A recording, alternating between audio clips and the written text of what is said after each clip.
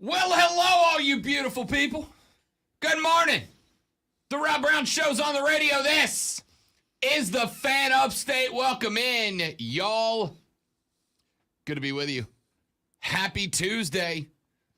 We are halfway to being halfway home. Yeah, Monday, like Tuesday's halfway between Monday and Wednesday, and then Wednesday is halfway between Monday and Friday. Therefore, Tuesday is halfway to Wednesday, which is halfway home, so halfway to halfway home. Yeah, I'm not buying it. Numbers. Listen, we're just hanging on for anything optimistic, right? Welcome in, guys and gals, ladies and gents. It is great to have you. I forgot you hate Tuesday. Everybody hates Tuesday. It's the worst day. It's weird. It's the just worst weird. day. It's look outside. How could you hate that day? Watch this. I hate you this day. That's how. Really simply, actually. This day just whispered and said, "This day is smiling at you, though." That's Lonzo over on the other side of the metaphorical glass. He is my co-host and executive producer here, my co-host on the Views from Mint Street podcast, which you should like and subscribe to where podcasts are found. We talk Carolina Panthers. Here on this show, we talk everything, including Bobby Wagner committing murder last night, live on national television. Question for you guys. I asked Alonzo this question earlier, and I kind of want to make it happen. So I was watching the Manning cast last night because the Manning cast is good, is entertaining. I am enjoying the Manning cast. I enjoy the guest that they are having on. I enjoy the conversations between two bros/brothers talking football and smack about the game and each other. It very much reminds me of sitting at the house watching football with my own brother and just having a go at each other, right? It's entertaining. It's enjoyable. Well, last night during the Manning cast, there was a protester. I guess we're gonna settle on protester. Yeah, protester. I think is the. I don't know what they were protesting, but yes. Yeah, did a really bad job getting his message across. Which has happened a lot in sporting events lately, where someone glues their hand to the court or something, and then is removed in seconds, and then you don't know why they did it. Yeah. Is it really effective if you come out later and say this is why I did this? You protesters, you're really bad with the branding. You're really bad with the messaging. Now, Streaker, we know what you got there. We really know what you got there, but at least there's no question what you're doing. Okay, you've had too much alcohol and you decided to strip naked. No, why do you play? Not every streaker is boozed up. Okay, some of them are high. All right, there we go. A sane person, Rob, doesn't go, you know what? I'm going to take my clothes off and run across this field. No, but now you're saying if you drink, you're insane. This was going to be a fun segment. Now you have just you have just personally attacked me. When you're drinking, I've never streaked anywhere. Really? I'm not. Yeah, nowhere. I've never nowhere. Literally nowhere. Okay, all right. I have never. So you've never removed your clothing anywhere. No, streaking is not the same as being naked. Yes, I shower in the buff. But you've never ran across your house or apartment naked. That's not streaking. Sure it is. No, it's not. Streaking's got to be done in front of other people. Does it have to? Well, there can be another person present. Listen, I don't walk around in the buff in my own home when the lady friend's there, right? No, I've never had the self-confidence required to go nude in front of other human beings. I don't like getting naked when the doctor tells me to. So you've never been in the bathroom, you've got your phone in another room, and you hear it ringing, and you're like, I need to go see what that is, and you've walked in there without, you know. You tell you how rumor starts? Seb jumping on the stream and going, Rob, weren't you just at a nude beach? No! I thought I heard something about that. No, you did not! No, you did not, and no, you do not. I did not, I was not. All right?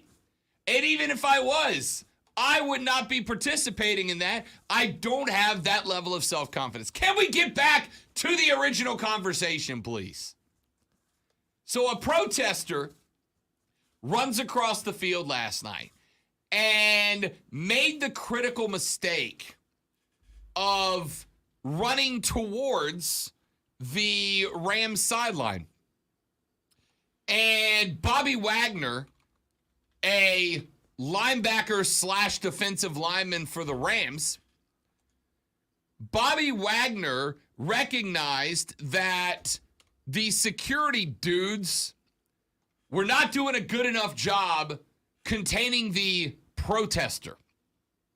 So Bobby Wagner came off the sideline and leveled a textbook open field tackle. I mean, not entirely textbook, because he didn't drive him to the ground, but he went helmet across shoulders, top of the shoulder pad into the side of the runner, and executed an outstanding hit to level this guy next to the sideline. I do want to say that the protester had some pretty good cardio, like soccer kind of cardio, because not anyone can go, you know what, I'm going to run across. He ran across the field and outran security guards. Yes, security guards probably not in the kind of shape that the football players are.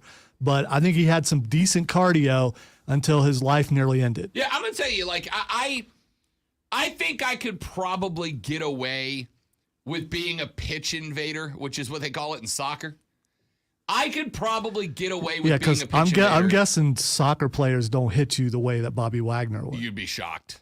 You'd be shocked. I would probably last, I don't know, I could get 35, 40 seconds. Like most security guards, with all due respect to any that are listening. How far would you go in 35 or 40 seconds? I mean, I think I could still get 100 yards in 40.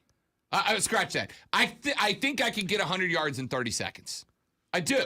And I only say that because Sam Clark, our sideline reporter for the Burns Rebels High School football games, which you'll hear this Friday evening as they are back at home to take on Boiling Springs. After the Wren game 3 weeks ago, because Sam Clark and Lane Fowler, our color commentator, because they are buddies, they still talk endless amounts of boat with each other, right?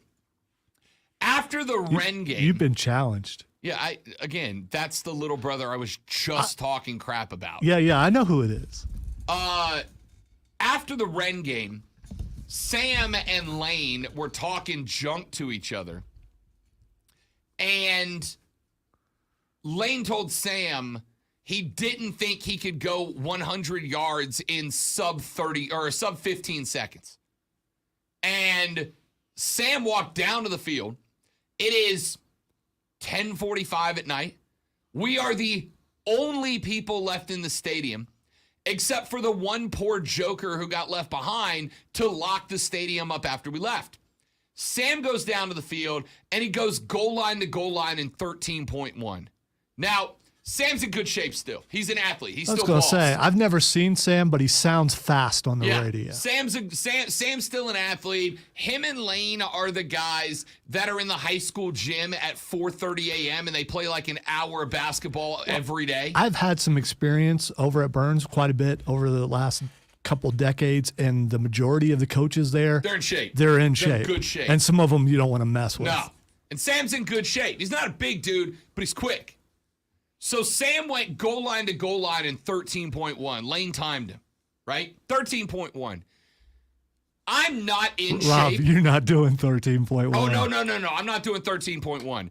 I'm saying I could do sub 30 seconds. I can do sub 30 seconds for a 100-yard dash. I don't know, man, because I'm concerned about your cardiovascular. Oh no, I would pass out after I did it, but I could do it. I'm not sure you make it the full 100. I think I could get the 100 yards in 25 seconds. I think I could get it in 25. I get 12 more seconds than a guy who's still in shape and balls every morning. Again, I'll hate myself when it's over. And the last 30 would be just like a jog. But I think I could get it in 25 seconds. So you're saying you got the quick start. You're going to get out of the gates fast, and then you go to coast. 25 yards worth of, damn, Rob still got that dog in him. Then about 25 more yards of, running out of gas. Then about 25 more yards of, he might die. And then 25 yards of seeing Lonzo laughing at me on the radio the next day if I don't get 25, and that would drive me to victory. All right, you may not know this about me, but I'm very supportive of my fellow employee, especially someone who I work closely with. So I would never try to egg something on like this to see someone fail, because I don't want you to fail, so I don't think you should try this. My little brother just said strained quad at the 33-yard line.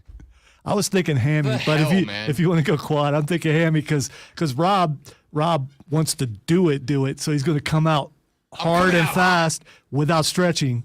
And next thing you know, boom, he's on the ground. The EMTs have to come. I'll tell you where I am in my life. Can I tell you where I'm in my life? In my head, let me tell you the thought process that just happened in my head over the last 15 seconds, right? Over the last 15 seconds. Thank goodness that that you are a spokesperson for Prisma. Is that what went through your head? Part of it. Sean said strain quad at the 33, and Keegan said the closer 33 too. The first 33, not the second. Why do I have friends?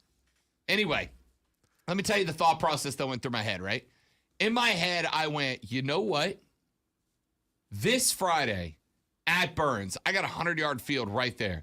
Finish the broadcast, wrap up the broadcast, pack the gear, head down to the field, have Lane time it out, run the hundo.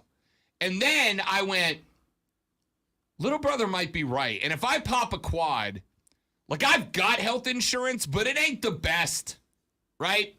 And if I pop a quad and require a hospital visit, I'm gonna be hurting for a while. Well, this is also a promotion.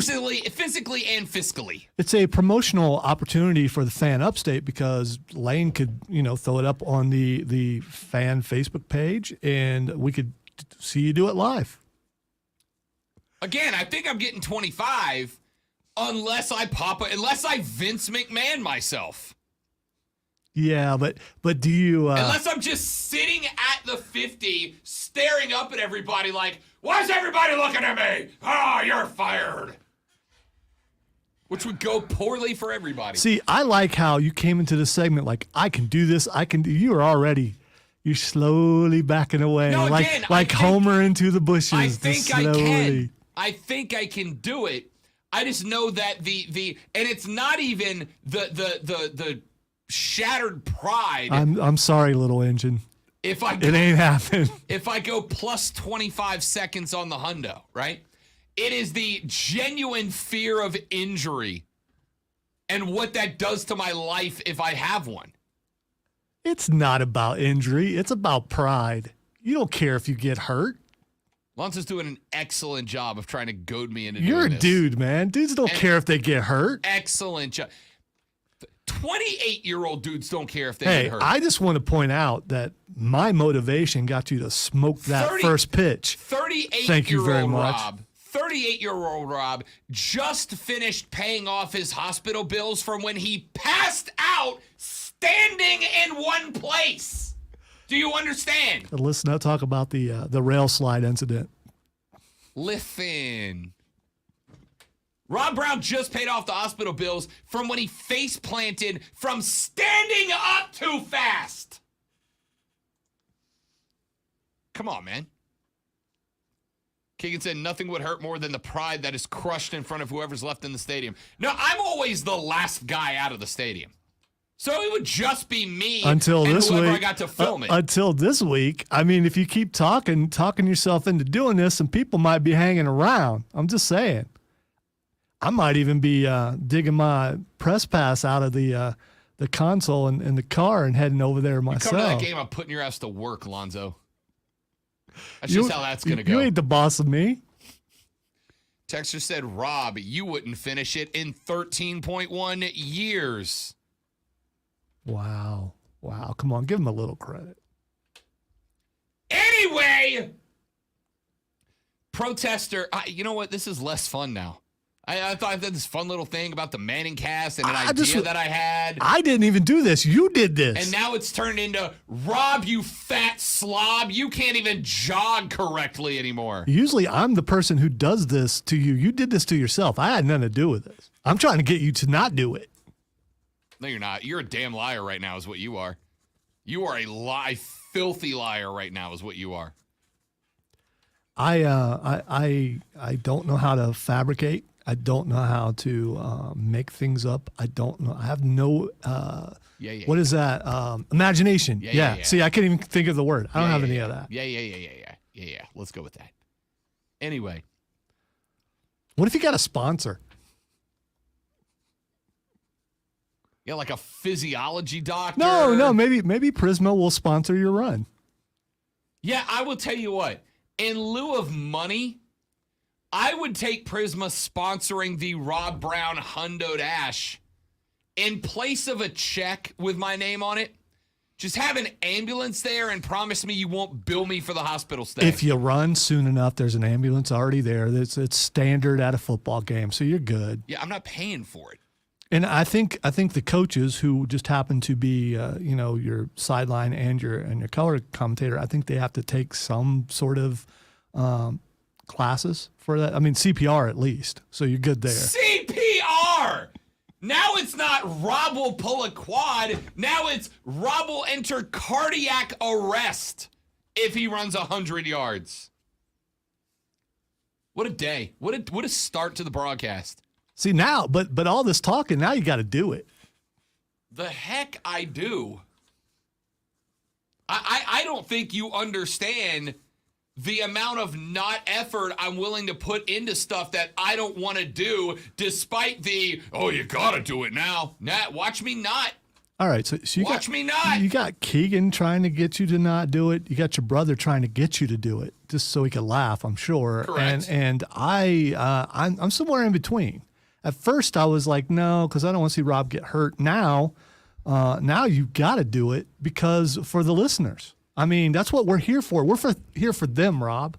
Texter said, Rob, don't sweat it. Perhaps workers' comp will be available. Texter says, J.J. Watt can tell you all about having your heart shocked back into rhythm.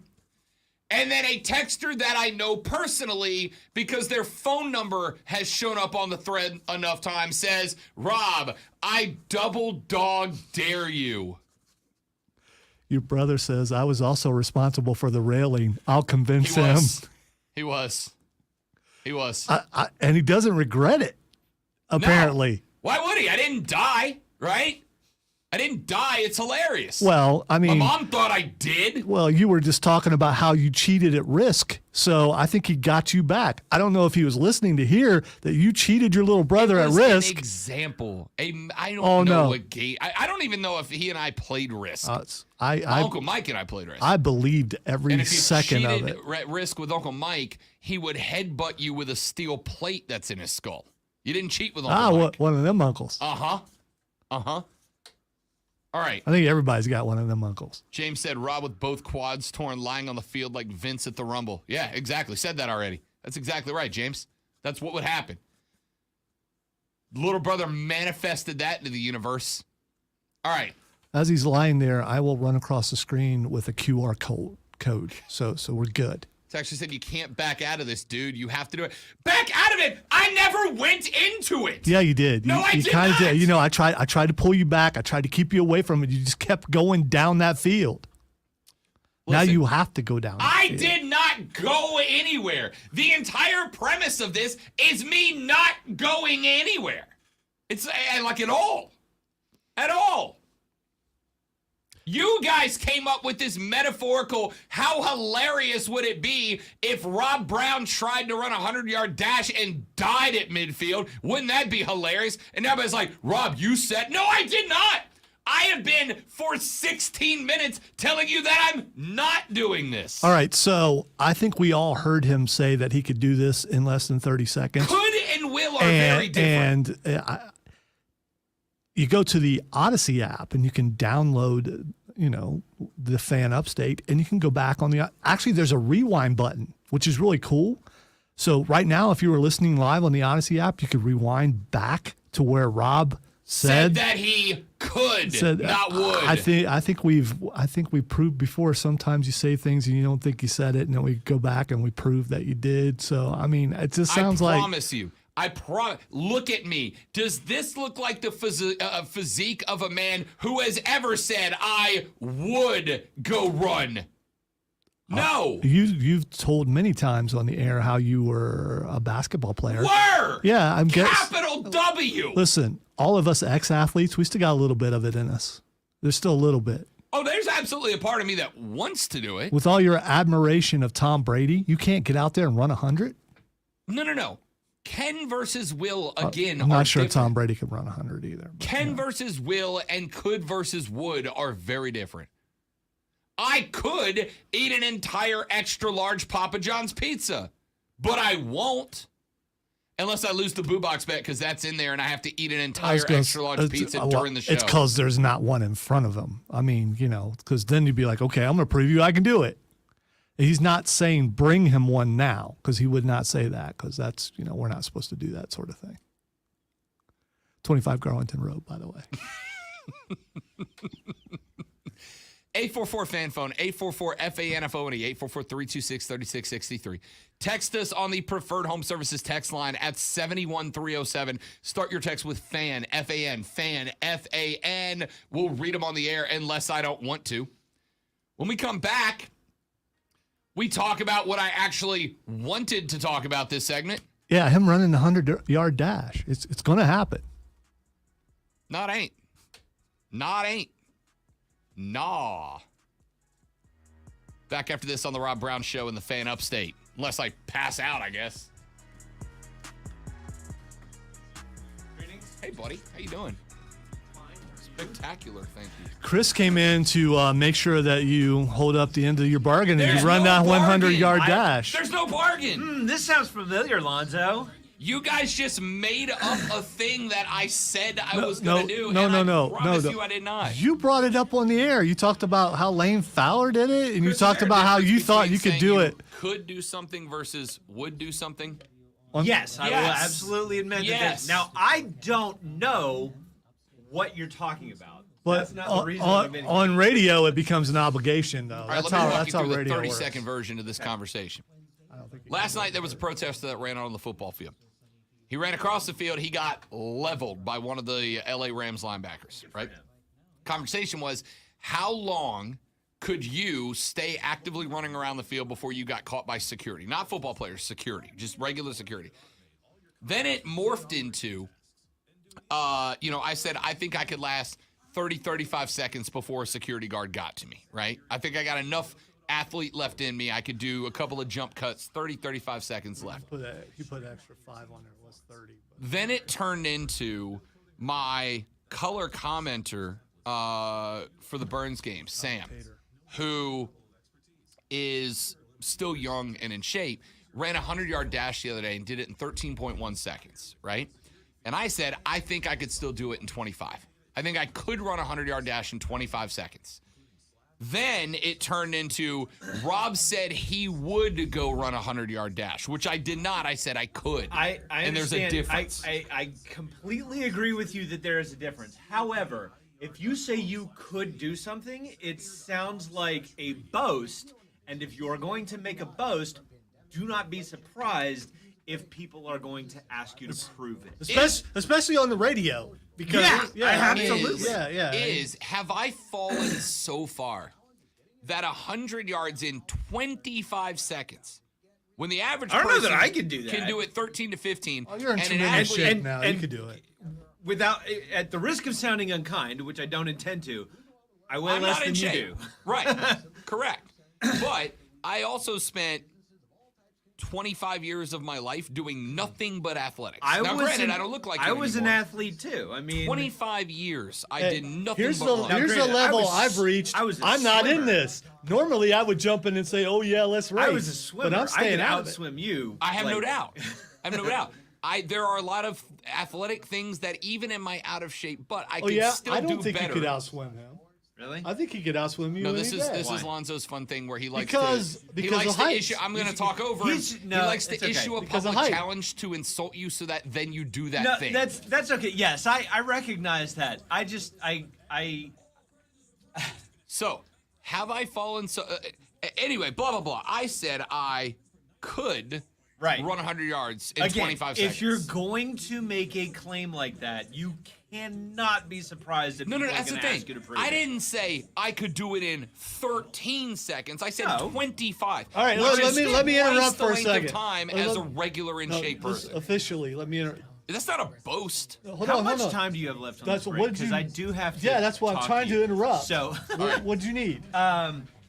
you have seen the emails from LexCorp about recording the Rise Guys this Saturday? Yeah, I was in there Okay. and he was talking to me. Okay. Yeah. We are trying to get this set up to make it as convenient for you as possible. Which I like. I don't care about the Rise Yeah, Guys. yeah, okay. Remember you're on. I know. Yeah, okay. I don't care about the Rise Guys. That's not true. I don't care about their convenience in this particular situation. I do. Their show's actually really good. So my plan right now is to have them connect to ORD RIP and have you just in the ORD studio, which is where you're going to be anyway, and record it and do it from there rather than have to run down the hall into the Planet studio. I'd run down there faster than Rob, though. I would vastly prefer. That took me a minute. I would vastly prefer to send them with an iPad kit so that they could do this all themselves and not have to involve you. But Mark apparently underestimates them and doesn't think that they can do it. Just let me know. Okay, that's what I'm gonna do. I just wanted to check. The Rob Brown Show back on your radio. It's the the Insult Rob Brown Show back on your radio. It's the Fan Upstate. Chris is lurking. I know he is. I was trying to think of a good insult. I know he was. That's why I shut up. I was just waiting for it. You should just come out and do one. Come out and do one of these. There we go. You can't go wrong with Monty Python insults. Luke said, get on the practice field Friday at Burns or wherever alone and see what you can do.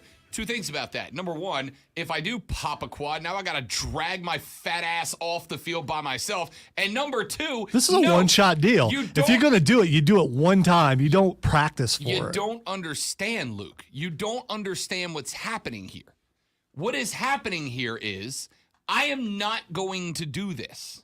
And what is happening here is Lonzo and you as a listening group are going to continue to insult me, are going to continue to goad me, thinking that eventually I'm going to go, all right, screw this, I'm going to prove them all wrong. In which case, Lonzo and the listeners get what they want, which is me potentially screwing myself up. Point of order here, fella.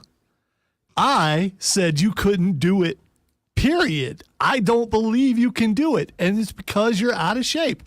When you were in shape, I'm sure you could do it. I've seen basketball workouts. I know they're pretty intense, especially the suicides. I don't know what they call them there, where you have to run the lines and then run back and then run the next line and run back. I don't know if you had to do that, but I watched the basketball players do that, and it's like, no, I don't want to do that. So I know you were in shape at one point. I was very in shape at one point. But you also realize eventually when you get older, as you are there, that you get beyond these challenges.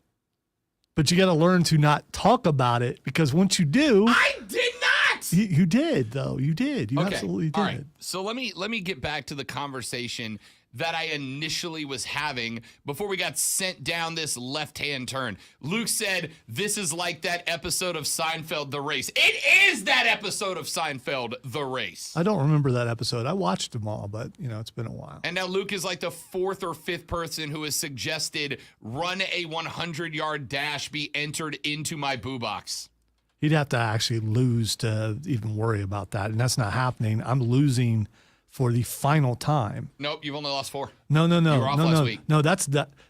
A draw's not a loss. A draw is a loss. A draw's not a loss. A draw is absolutely a loss. A draw is not a loss. A draw is a loss. It's also a win, but it's a loss. No, it's not. It's literally, if it was either one of those things, they'd just call it that thing. It's a draw. It's a tie. It's a push. We have multiple words because it's not either. Okay, stop. A draw is not a win. But it's not a loss. Anyway, conversation I planned on having was that this protester. We need to work on how you can't get to your point.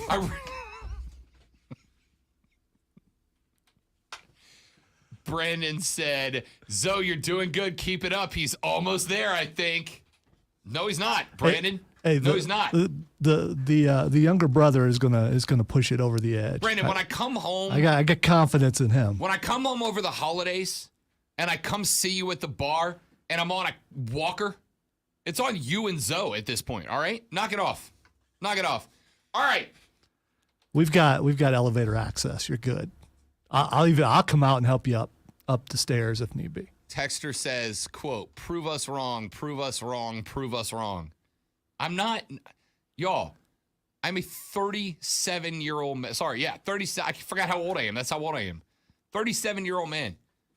I'm not giving in. Have you gotten your AARP access yet? Might as well. Especially when you won't even run a 100-yard dash. You're telling everyone, I'm done. Don't ask me for any athletics or anything athletically. I'm finished. No. If I want to do something athletically, I'll do it. I'm playing in a celebrity softball match in like 2.5 weeks. All right? If I want to, I will be doing 90-yard or 90-foot sprints at that point. All right? I'm offended I didn't get asked for that. I'm a ringer, but So, the protester, I don't even, like, this is pointless now. No, it's not. It is not. The protester runs around. He makes the mistake of going to the Rams sideline, and Bobby Wagner lays a devastating hit on the guy. By the way, if you haven't seen it, it's all over social media. I just saw a couple other people post it. It's nice. It's a devastating hit on this guy. Like, I'm sure this guy went from, I'm doing something great to help a cause to, I don't know if I care about this cause that much. Yeah, he didn't feel it till the next day. Yeah, that dude somewhere is right now waking up in a jail cell like, oh. Nah, he was sauced. You could see the way he was running. Stop it. Brandon said, I've got access to a mobility chair. I think you've got it, but you're covered. Cool. Hey, can we install one of those things where you sit in the chair and it just slides you up the staircase? Yeah, we could do that. Chris could do that. You can make one out of cardboard or something. I'm going to break. I want to talk about this thing. It's too early to go to break. Come on. So the protester gets leveled. I'm watching the Manning cast of Monday Night Football because to me, the Manning cast is superior to the regular broadcast, right? And it's not a shot at the Monday Night Football team, but it's superior because you get a really healthy mix of sports and entertainment, right? I feel like the Manning cast is the Monday Night Football version of this show, right? You're gonna get some hefty sports talk from some dudes who know sports. You're gonna get some X's and O's, some game breakdown, but you're also gonna get some ridiculous entertainment. You're gonna get not sports people talking sports. You're gonna get very well-versed people that you maybe didn't know were. Steph Curry was on last night. Steph was hilarious. They were great. John Hamm. Did he have his binky with him? Maybe it was in his pocket. I'm ignoring all of this. John Hamm was on last night. John Hamm's a brilliant football guy. He was calling plays better than Peyton, right? It was very entertaining. So the regular broadcast did not show the protester getting flatbacked, pancaked by Bobby Wagner. Peyton and Eli spent like 2.5 minutes on the air trying to get the producer to play the video of Bobby Wagner destroying the protester on the field. And after a couple of minutes, they were successful. They got the producer to play the video of Bobby Wagner eliminating the pitch invader, right? And I showed Zoe the video clip this morning. Peyton was fired up by it. Peyton was like, yeah, got him. Like fired up by it. And as I'm watching that, my thought immediately was, alternate broadcasts are the best, right? Alternate broadcasts are the freaking best. Because you still get Peyton and Eli talking about coverages and like they're calling out. There was one point where Peyton was explaining why it was that Matt Stafford sent a man in motion across the field and then back to his original position. He's like, the reason they do that is because they're lined up in a disguised man, and the only way for Stafford to know if they're in zone or man, which will predicate what his look is going to be, is by sending the man in motion. If somebody goes with him, it's man coverage. It might lead to one play. If he goes across the field and nobody goes with him, you know it's a zone coverage, in which case it might change the route. That is his first look, et cetera, et cetera. It was really entertaining. I mean, I already knew that. But if you didn't know that, it would have made for great TV. It'd have been like, oh, crap, now I know something I didn't know before Peyton informed me. Alternate broadcasts are the best. And my question mark here would be, are there any sports that would get you to watch alternate broadcasts more than the regular broadcasts? Like, for instance, if we, hypothetically speaking, this is not in the works, although I might have some questions, depending on how you guys react to this. If I went to Furman, right, and was talking to the Paladins, and I said, hey, we would like to do the Fan Upstate alternate broadcast, right? And we put 2 boxes on the screen. And on one box was the game, and on the other box was me, Lonzo, Diesel, and Mark sitting on a couch, just watching the game and talking about it. Can we do this from Steve's office? Yeah, he does have the nicest couch in the building. He does. If one box was the game, and the other box was the 4 of us sitting on a couch riffing on the game, right? Like talking about the game, but then also talking about whatever else came up, like Peyton and Eli do. Would that make you more likely to watch a Furman game, right? Would that make you more likely to seek out video? Because obviously you can listen to the legendary voice of the Furman Paladins, Dan Scott, on the Fan Upstate, and we want you to. But if you were just watching football on a Saturday and the Dins were playing, right? If you don't already watch Furman football on the TV, would you be more likely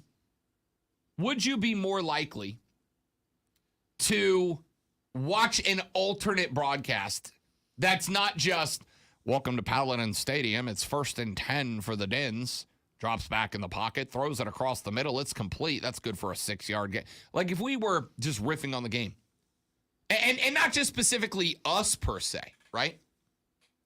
Not just specifically us all day, but just any alternate broadcast of personalities that you like, right? Pat McAfee is now is starting up a college football Saturday alternate broadcast. Yeah, I think he was supposed to, and I don't know if it happened because I lost ESPN for the weekend, but I think he did one with the Clemson game. I did not see it, which sucks because I would have watched that. Looks like he did. Yeah, you're right. In fact, Peyton was on it. How about that?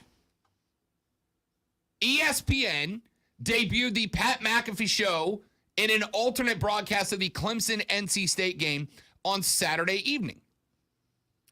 Pat McAfee's broadcast, and listen, there's all these articles going up that are talking about how alternate broadcasts are due to fail, right? People want to know what's going on. It's like, well, then get football guys. Get McAfee. Get Peyton and Eli. Get Rob and Lonzo. Get football guys who know the game and can talk about the game, but not just like, and I guess this is the thing that I like about alternate broadcasts. With all due respect to Kirk Herbstreit, I don't need Al and Kirk to tell me Jimmy Garoppolo just got sacked by Aaron Darnold. I have eyeballs. I can see that. I'd rather you tell me why. Like, I'm a football dude, but I don't know and see everything. Peyton Manning is going to have a better eyeball to tell me why Aaron Donald just sacked Jimmy Garoppolo than Al Michaels just going, and down goes Garoppolo. Aaron Donald got him. Like, yeah, we know. We saw that. So I'm a big alternate broadcast guy, right? I'm a big alternate broadcast guy. And there's all these articles up talking about the failures of him. And I'm like, yeah, but like, this is really the first year that we've like gone all in on it. We had 6 Manning casts last year, and that was the first of them. McAfee's done one show. Everybody's like, oh, there were so many production challenges. Yeah, it was the first one. First one. Lonzo, how many weeks did it take you and I when you moved on to this show before you and I hit our real good rhythm? 10, 15 minutes? Yeah. It's a challenge for novice broadcasters, right? It takes some time. Would you be more likely? I'll give you here's another example. If Tyson Fury didn't chicken boat his way out of a fight with Anthony Joshua like he's doing right now, again, shocking, I know. If Tyson Fury and Anthony Joshua were to fight December 3rd, which now it's looking like they won't, right? I would guess that the majority of our listeners don't watch boxing. Or at least anything less than like the biggest of big fights. Would you be more likely to watch Tyson Fury versus Anthony Joshua if you had an alternate broadcast of me and Lonzo calling the fight? Watching and commenting on the fight, as opposed to having Teddy Atlas just going, big right hand from Joshua. Oh, and Fury answers. I think you're onto something a little bit there, but I think maybe UFC would be the better way to go, especially when we have some famous UFC fighters in the area who possibly maybe not fighting that night would be willing to possibly come on with a couple guys on the radio and do that sort of thing. Yeah. That's a great point. We're just fleshing out ideas here. That's what we do. If Lonzo and I got to watching UFC, what are we on, 266, 265, whatever's coming up? If Lonzo and I were to sit down for a fight card and we were to provide an alternate broadcast and we had guest Stephen Thompson join us on the show, right? If we had Wonder Boy join us here on the show and sit in as a guest with us, are you more likely to watch a UFC event? If I was to do boxing and Lonzo and I did the Anthony Joshua Fury fight and I was able to get Roy Jones Jr. to step in for a few rounds as a guest on our alternate broadcast, I think you would be more likely to watch it, right? The alternate broadcasting is brilliant. It's brilliant. And when you get guys who know how to entertain, like McAfee, like Peyton and Eli, it is great. Let's take a break. Back after this. Got some actual X's and O's to talk. I'm Rob. He's Lonzo. The Rob Brown Show's on your radio. It's the Fan Upstate.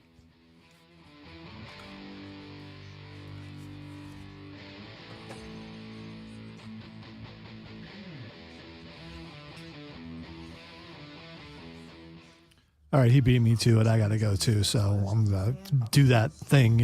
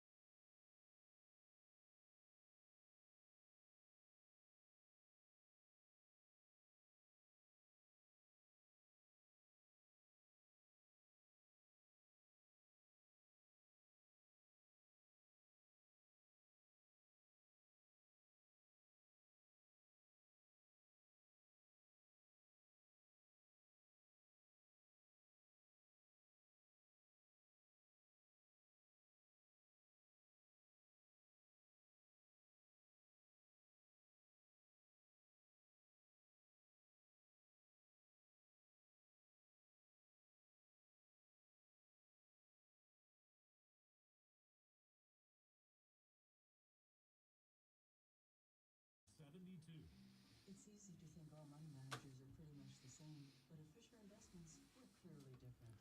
Different how? Sell high commission investment products, right? No, Fisher Investments doesn't sell any commission-based investment products. Well, you must earn commissions on trades. Nope, never at Fisher. I don't know. The way that Rob ran to the restroom, see how quickly he got out of here? Maybe he could do the 100 yards. It's possible. Maybe you can power walk 100 yards in 30 seconds. I don't know. But if you're going to power walk, you got to do that. You got to have a style. You got to have that. We call that the clinch walk now. Thanks to DK Metcalf. That's because our top priority is helping them create a comfortable retirement. We know most of our clients come from other money managers. Visit FisherInvestments.com to find out why investors like you switch to us. Fisher Investments. Clearly different money management. Investments and securities involved with risk of loss. This feature sponsored by Indeed. Fall into a hiring spree with Indeed. Their end-to-end hiring solution makes it easy to attract, interview, and hire candidates. Sponsor a job and instantly receive a short list of quality candidates whose resumes on Indeed match your job description. Visit Indeed.com/credit. COVID-19 moves fast, and now you can too. If you feel symptoms, even if they're mild, you should test fast. Test positive and at high risk for severe COVID-19, then act fast with authorized oral treatments that can be taken at home and must be taken within 5 days from when symptoms begin. COVID-19 moves fast, and now you can too by asking your healthcare provider if an oral treatment is right for you. Learn about a treatment option at treatcv19.com. This message is sponsored by Pfizer.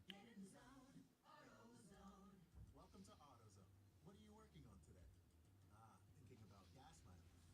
You know, an oil change with full synthetic oil like Valvoline Advance can help your engine get more miles. Right now, you can get 5 quarts with an STP Extended Life Oil filter for only $36.99. Find your solution for better fuel efficiency today at any of our 6,200 stores or on AutoZone.com. Restrictions apply. Anywhere fans go to cheer on their team, there are behind-the-scenes MVPs, ensuring everything is game day ready. We see you, Joe, fixing seats so every fan can enjoy every game. And Allie, who keeps her stadium running smoothly from the moment the first game starts to the last play of the season. At Granger, you're our MVPs, and we're always here for you, with supplies and solutions for every industry and 24/7 customer support. Call, click Granger.com, or just stop by. So quiet before the storm as Rob tries to steer everything away from the last 45 minutes. Yep. Catch Cuomo weeknights on News Nation at 8, 7 Central. To find News Nation on your television provider, go to newsnationnow.com/join us. More than the scores. Real sports talk.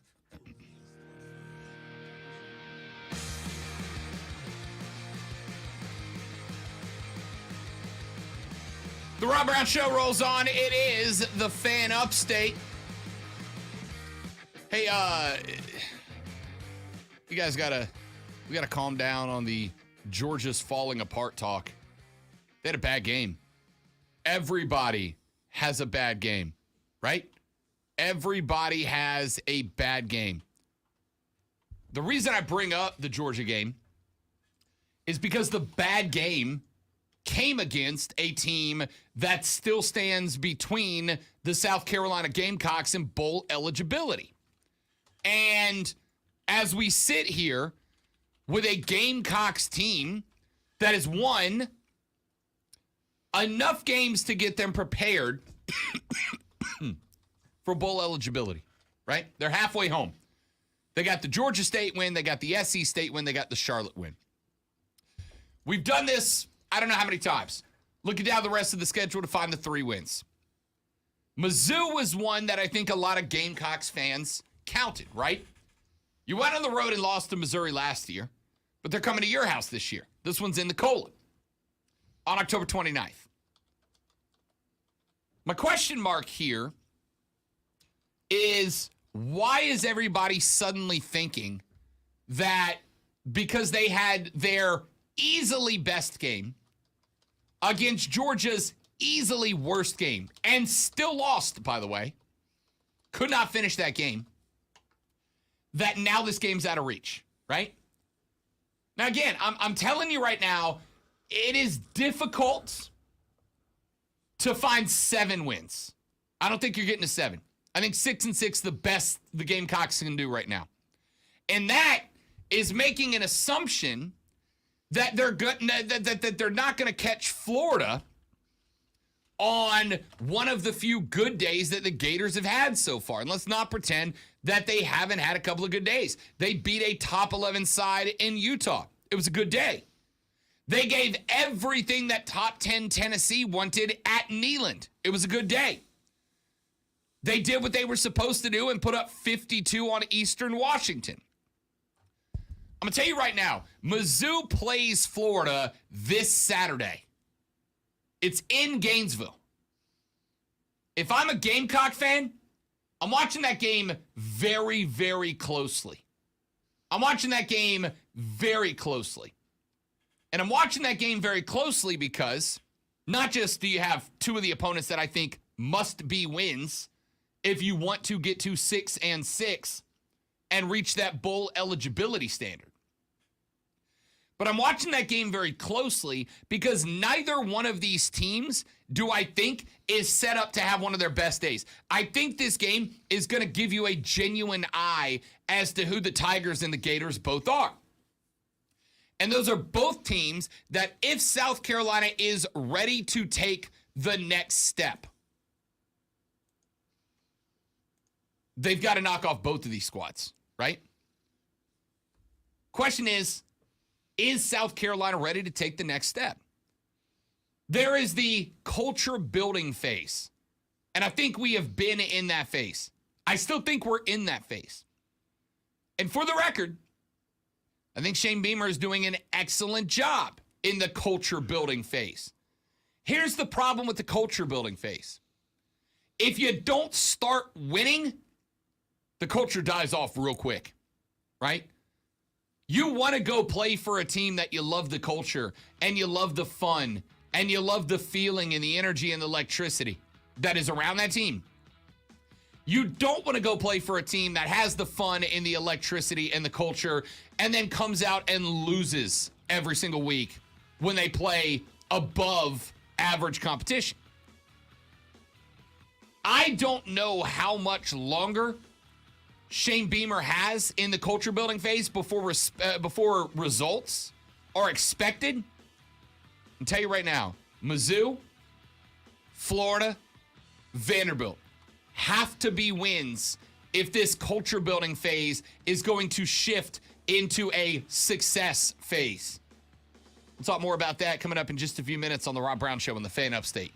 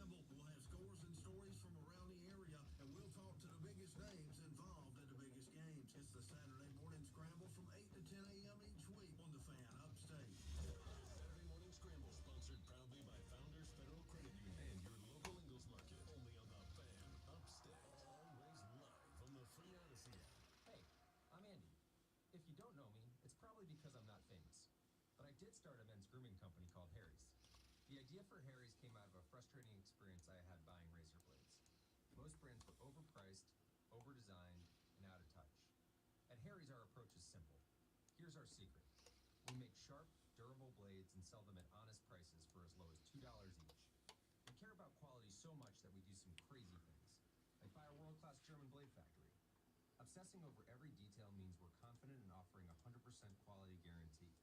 Millions of guys have already made the switch to Harry's, so thank you if you're one of them. And if you're not, we hope you give us a try with this special offer. Get a Harry starter set with a 5-blade razor, weighted handle, shave gel, and a travel cover, all for just $3 plus free shipping. Just go to harrys.com and enter code JOY at checkout. That's harrys.com, code JOY. Enjoy. Are you ready to tackle your banking needs? Home Trust Bank's team of expert advisors and lenders want to be your teammate. We want to hear your story, learn your aspirations, and assist you with financial needs, and provide options that are tailored to you. With a wide range of personal, mortgage, and commercial services, you will discover all your banking needs under one roof with a local and personalized touch at Home Trust Bank. Score big with Home Trust Bank. Ready for what's next. Member FDIC, Equal Housing Lender. The Rob Brown Show, now 19. The first thing that's trending is Ezra Miller. Nothing. Ezra Miller is the actor who plays the Flash from the Flash movie in DC. I knew that. He was arrested at a karaoke bar. He didn't appreciate. He sang creep so badly No, he that didn't. it was considered assault. He wanted them to stop singing at the karaoke bar. Take me too, because yes, Ezra, you are correct. You know what needs to stop in America? Karaoke. So what song do you think it was? I'm a creep. I'm a weirdo. All right. It's that song. That is how every person who goes and sings creep at a karaoke bar sings it. Karaoke is bad, and you should all feel bad for doing it. That's the show. It's all over. Same great show, new time. The Rob Brown Show. Now 9 a.m. only on the Fan, Upstate. Founders knows you must use your best money-saving strategies to reach your full financial potential, including finding the best interest rates on your credit cards. In our current economy, you've got to make every dollar count. That's why Founders offers low balance transfer rates on all their credit cards. Get the most out of your credit card. Visit foundersfcu.com/cc to apply and save today. Terms and conditions apply. Membership qualifications required. Federally insured by NCUA.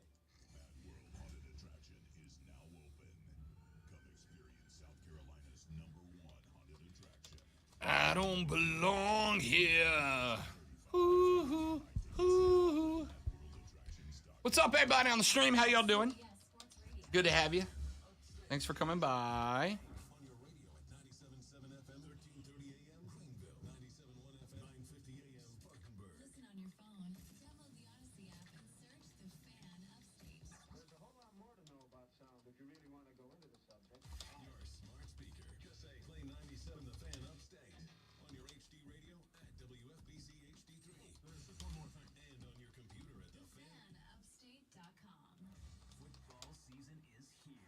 The new Odyssey app lets you stay connected to your NFL team, your station, your shows. Follow your favorite stations and come back again and again. Get real-time updates on everything you care about. Miss your show? Jump back to our awesome rewind feature. The Odyssey app is NFL football. Live and on demand. Wherever you are, whenever you want. And did we mention it's all free? Download the Odyssey app today.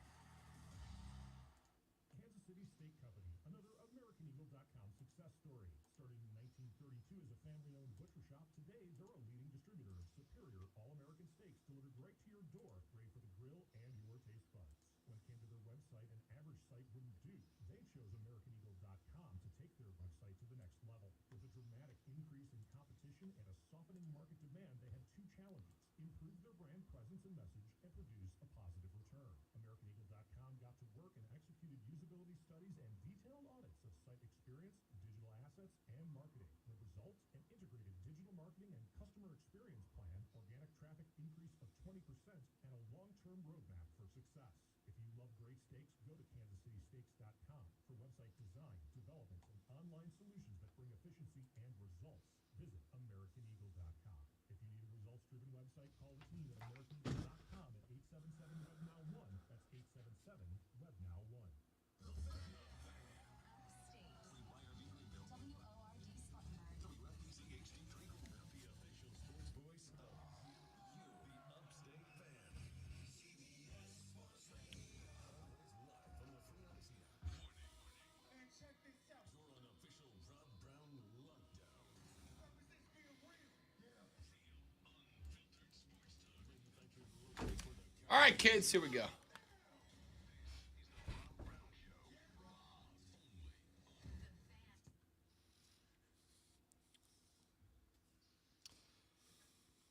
The Rob Brown Show, our numero dos, gets its start right now. Welcome back, ladies and gentlemen. Rob, Lonzo, you. Be a part of the radio broadcast at 844-FAN phone, 844-FANFONE, 844-326-3663. Text us on the Preferred Home Services text line at 71307. 71307. Start your text with FAN, F-A-N. Start your text with FAN, F-A-N, and we'll read them on the air. You can also shoot us a tweet at Lonzo Onward, at The Rob Brown Show, and at The Fan Upstate. A lot of stuff to continue to get into. I actually wanted to get Lonzo's thoughts on this Tua Tagovailoa situation, right? Lonzo was not with us last week when this thing really kind of heated up and played out. Tua Tagovailoa against the Bills. Gets dragged down, hits his head on the back of the field, comes up, very wobbly, ends up going down to a knee. He leaves the game, but is cleared to get back onto the field later in the Bills game. Then, the next week, the Dolphins taking on the Bengals on Thursday night. Tua comes out. Once again, Tua gets slung backwards. He hits the back of his head on the ground, and very clearly there is a brain issue as he goes into the fencer's response with his hands up in the air and contorted. They have to remove the face mask from the helmet. They put him in a stretcher. They take him off the cart to a hospital for medical evaluation. Tua was released later on in the day, or I should say the evening, flew back home with the Miami Dolphins. He has been home since then. And yesterday, to the surprise of absolutely nobody, Mike McDaniel said that Tua is unavailable for this week's Dolphins game. Because, we know Mike. We saw him, right? Well, there was a lot of discussion because Mike McDaniels, after the game was over, said that Tua Tagovailoa was cleared to return to the Buffalo game and was cleared to play in the Bengals game by the independent neurologist assigned to the Miami Dolphins. Well, the NFLPA was not happy. And again, unsurprising. Because while I am not a neuroscientist, you know who is? How about Chris Novinsky, former WWE wrestler turned Harvard PhD graduate, and one of the most forefront and respected folks on the concussion, CTE, and post-concussion syndrome topic in the country. And Chris said after the hit against Tua by the Bills that it was very clearly a brain injury. It was very clearly a head issue. And Chris said before the game against Cincinnati, if Tua's allowed to play in this game and he gets a second concussion, it could be career-ending. It could be life-threatening, and he would have some big-time questions. Well, that's exactly what happened. Since then, the NFLPA asked for an investigation into the decision-making process that allowed Tua Tagovailoa back into the game against Buffalo, that allowed Tua Tagovailoa to play against Cincinnati, that allowed Tua Tagovailoa to take that second hit to the noggin, that elicited the fencer's response, and very clearly created a very career-threatening issue for Tua Tagovailoa. Since that investigation kicked off, the independent neurologist assigned to the Miami Dolphins has been fired. And the results of the investigation into those decisions found that there were, quote, many mistakes made, or I believe a series of mistakes were made in allowing Tua back into the game against Buffalo and allowing Tua to play against Cincinnati the following Thursday. With all of that now unpacked for us, Lonzo, you were off on vacation when this all played out. What was your response up front? And now that we know that doctor's been fired for a, quote, series of mistakes, end quote, what's your reaction to this overall scenario? I think you could look at it one way, and this is how a lot of people probably speculate, yeah, that's an independent doctor. I mean, because how much influence do the coaches and the team have over that independent doctor? Are they saying, yeah, go ahead and clear him. He looks fine to me, put him back in. I don't believe that, but I believe there are some people who do believe that. You bring in, what more could they have done? Is it going to come down to, okay, that guy looks shaky, he can't play? And maybe that's what it has to be. I've witnessed quite a few people have concussions, including My best friend who had a concussion in wrestling, he hit the mat separated and he hit his head on the floor. I was in college at the time. He couldn't remember how to get to his own house, but he remembered how to get to my house. And my mom called me at school, and I had to talk to him till his mom was able to come and get him. I saw someone get a concussion in football in college. He was crying in the shower, had no idea where he was, what he was doing. Had to get his roommate to go get the trainers to come over there. I've seen this, and I've also seen, personality changes afterwards because, your brain is being bruised. I mean, that's what a concussion is. You can bring in all the experts. You can have 2 independent doctors in there checking them out when something like that happens. The only way to solve it is to just not put them back in when it looks like they look shaky after they hit their head. I don't see any other way to do anything about that.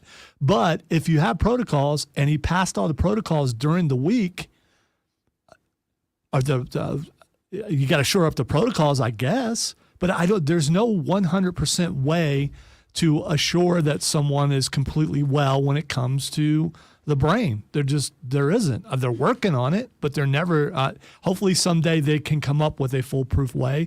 But until then, this is what they got. So, Emmanuel Acho told a story, and I actually think I deleted the clip from my folder this morning, which I regret doing now because I didn't know I was going to come to it. But Emmanuel Acho told a story of his time in the league, and he said that during a game, he got a concussion, diagnosed as a concussion later. And he said that he came to the sideline and was given the evaluation. He said the evaluation, Lonzo, was, what day is it and who's the president? He said, well, I was a little shaky on what the day is, but I knew I was playing a game, so I just guessed Sunday, and I was right.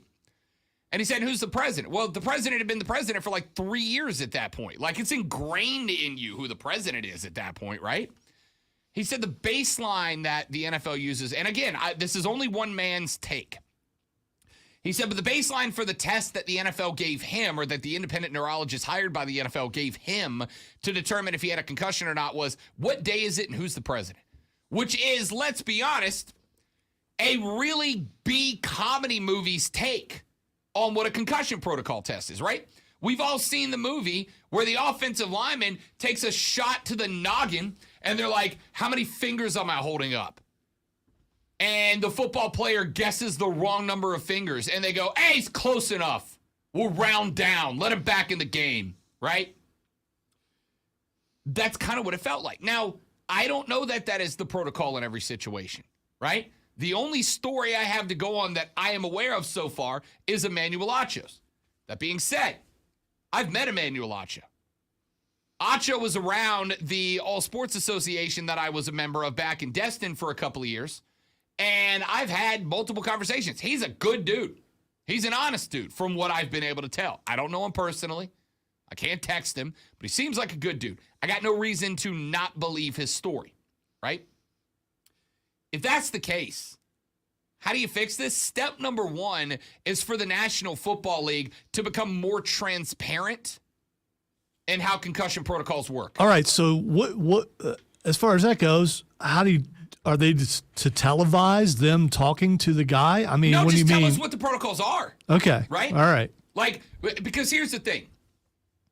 If I was to tell you right now that the baseline for a concussion protocol test is a series of questions that test the brain activity of the player in question.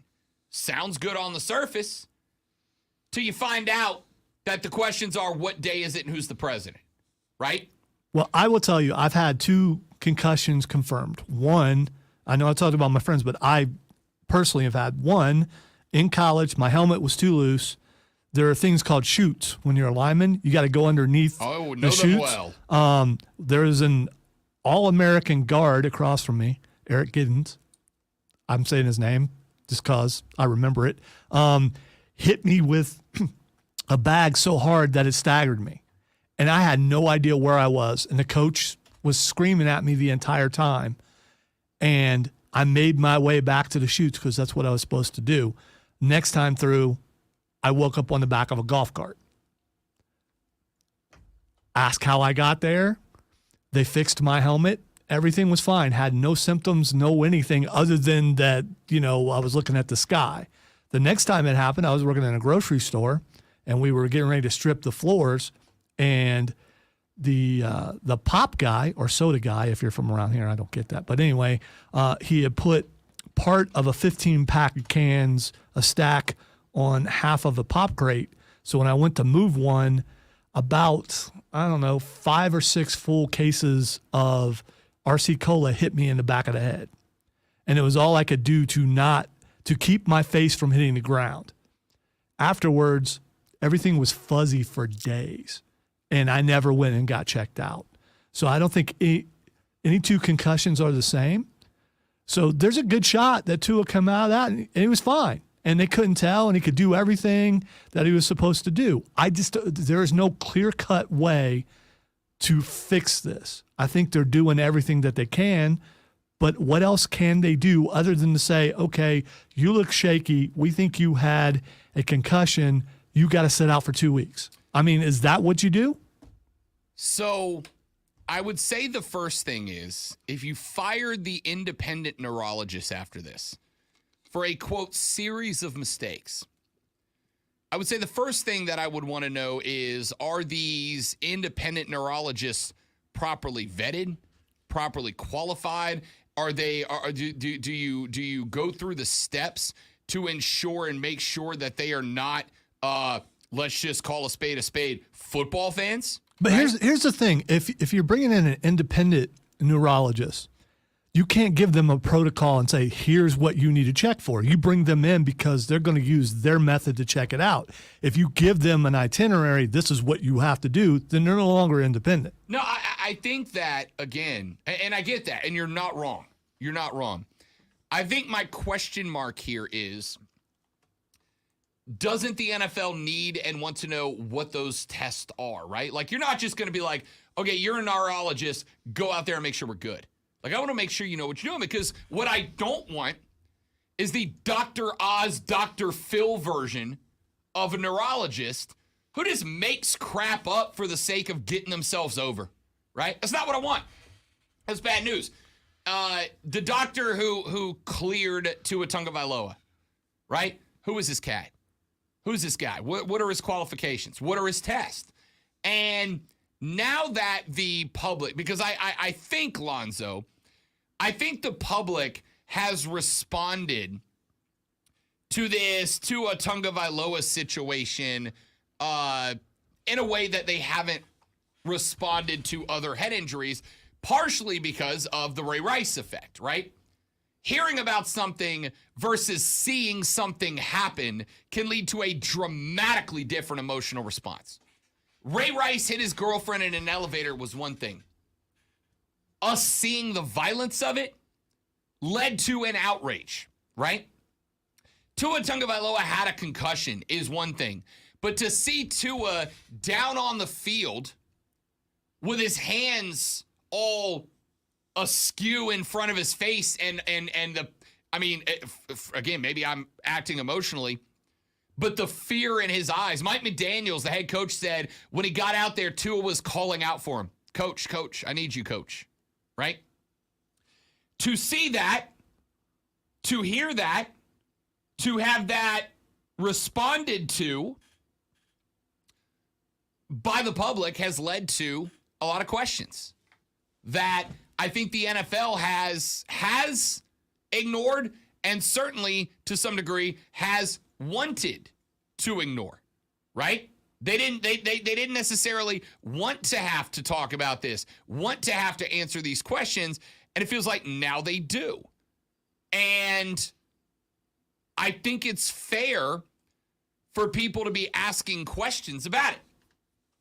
So I'd say, number one, I'd want to know, who are the doctors? Who are the independent neurologists? Are they qualified, right? Do they own practices? Are they working in practices? Are they somebody who just graduated, got their degree, and doesn't have any experience in the field, etc.? I think I'd want to know what the tests are And if every doctor for all 32 have their own tests, I want to know them all. Because you are at a point now, I saw a thing the other day that was a comparison of linebackers between the first initial years of the NFL, the mid 80s, and today. Wide receivers today looked like linebackers of the initial days, right? Hell, even go back to the Dick Butkuses of the world. Dick Butkus is he is the first linebacker most people think of. Dick Butkus was not a ginormous dude the way that we know of today, right? Dick Butkus played, according to Wikipedia, Alonzo, Dick Butkus played about 6'3", 235. What position do you think of when you think of today, 6'3", 235? Maybe an outside backer? Maybe? Quarterback. Yeah. 6'3", 235, you're not big enough to be a tight end. Could be a running back. Yeah, could be a bigger running back. Yeah, your third down type running back. Bruiser running back, a third one running back. Maybe an outside coverage linebacker. And that's the first guy we think of when we say linebacker, right? How big is Aaron Donald? Let's see what Aaron Donald's dimensions are, just because I don't want to get him wrong. Aaron Donald is listed at, let's see. Hang on. Aaron Donald's listed at 6'2", 285. He would have been, by a definitive take, an offensive lineman in Dick Butkus' days at 285, 290, right? Would have been an offensive lineman. That's his off-season weight, by the way. In my day, he would have been an offensive lineman. 100%. 100%. We have gotten to the point that this has got to be taken seriously. And again, because we not just saw the hit happen to Tua, but because we saw the reaction on the field. After Junior Seau, who was, I think, one of the most beloved league-wide linebackers in the National Football League, killed himself, and doctors said it was directly because of CTE. Here, I'll give you the Carolina influence. After Luke Kuechly walked away, and part of his justification for doing so in what felt like his prime was he didn't want to suffer more head injuries, right? We know the game's violent. Every player that steps between the lines knows there is an inherent risk of bodily injury, long-term injury, and death. They're aware of that. They know that. And we all know watching it that that's a risk that we take, that we might see that happen to somebody. And we just got to live with that take, right? I know every time I strap on my helmet and ride my bike, there's a chance I get hit by a cager and dragged along I-385. It's a risk I take in the name of living life and enjoying it, right? But now that we saw that and people are asking questions, I absolutely feel like the NFL should be answering questions. I'm not in a position, though, where I can say what they should do or need to do or have to do. I'm not a neurologist. You know what I would like him to do? Reach out to Chris Novinsky and ask him, a guy on the forefront of this entire topic, how to handle it. Bring in some experts and give us answers to questions to prove that you are doing what you can do to limit this to the best of your ability. Because this crap's scary, dude. This crap's scary. Texture said, I remember when Luke Kuechly started sobbing uncontrollably after his hit to the head. It was scary as heck. Like I said, my buddy who was a tight end, he took a hit over the quarterback strung him out a little bit. He took a major hit across the middle, and he looked like he was fine. And it was like a half hour later, he was in the dorm in the shower crying his eyes out. Had no idea where he was, didn't know what was going on. So, I mean, concussions affect people differently. There's no one way. It's not like a broken bone.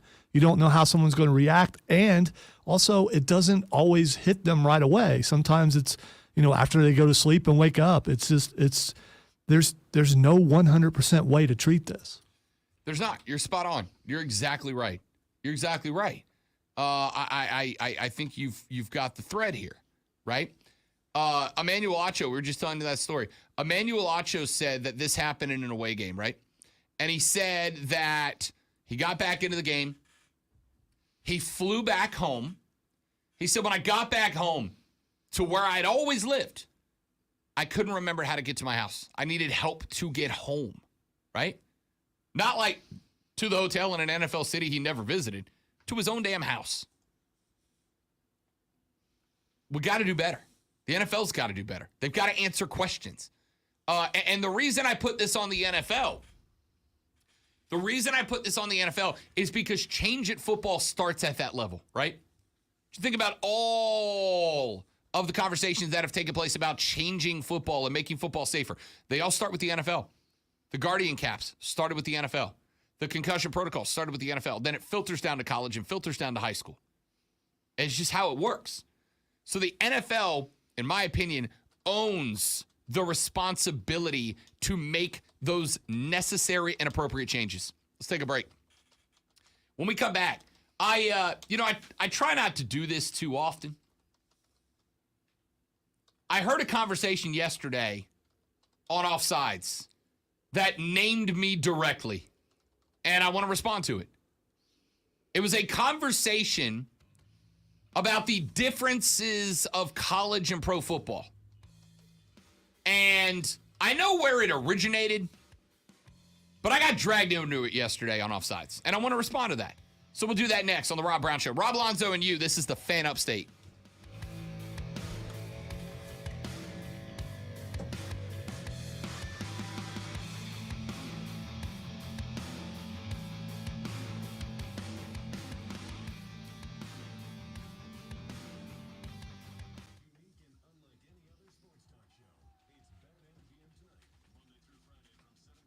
Yeah, I might have gotten in trouble about that a little bit yesterday. No. I was in the office when that happened. Turn the stream off for a moment. Be right back, stream. We have drama.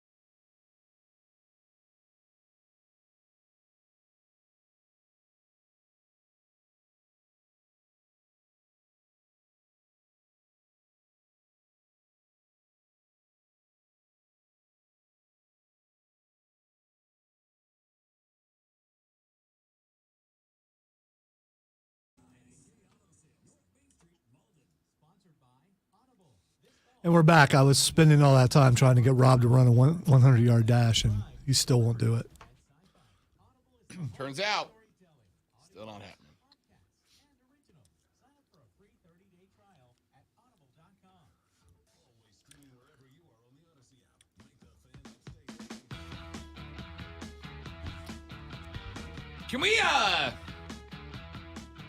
Can we not?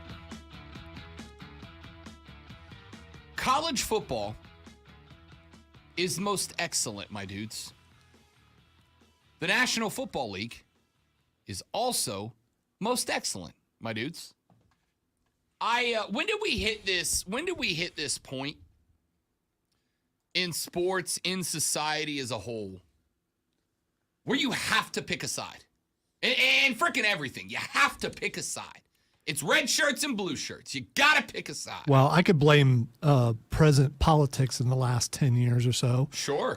I think that's a point where it became a little more obvious, but I think you always feel like you have to pick a side if you feel like your side's being dissed. I get it. Listen, there are some things that you definitely pick a side on. It's kind of a white knight syndrome. I have to stand up and protect my thing, whatever my thing is. I mean, to some degree, right? Like I do think there are spots where you should stand up and take a side. Racism, you should take a side and be against it, right? There are things you should pick a side on. I also think there are some things that you don't have to pick a side, right? I heard a discussion yesterday, like 14 minutes long, about why college football is just so much better than the NFL. I'm like, what?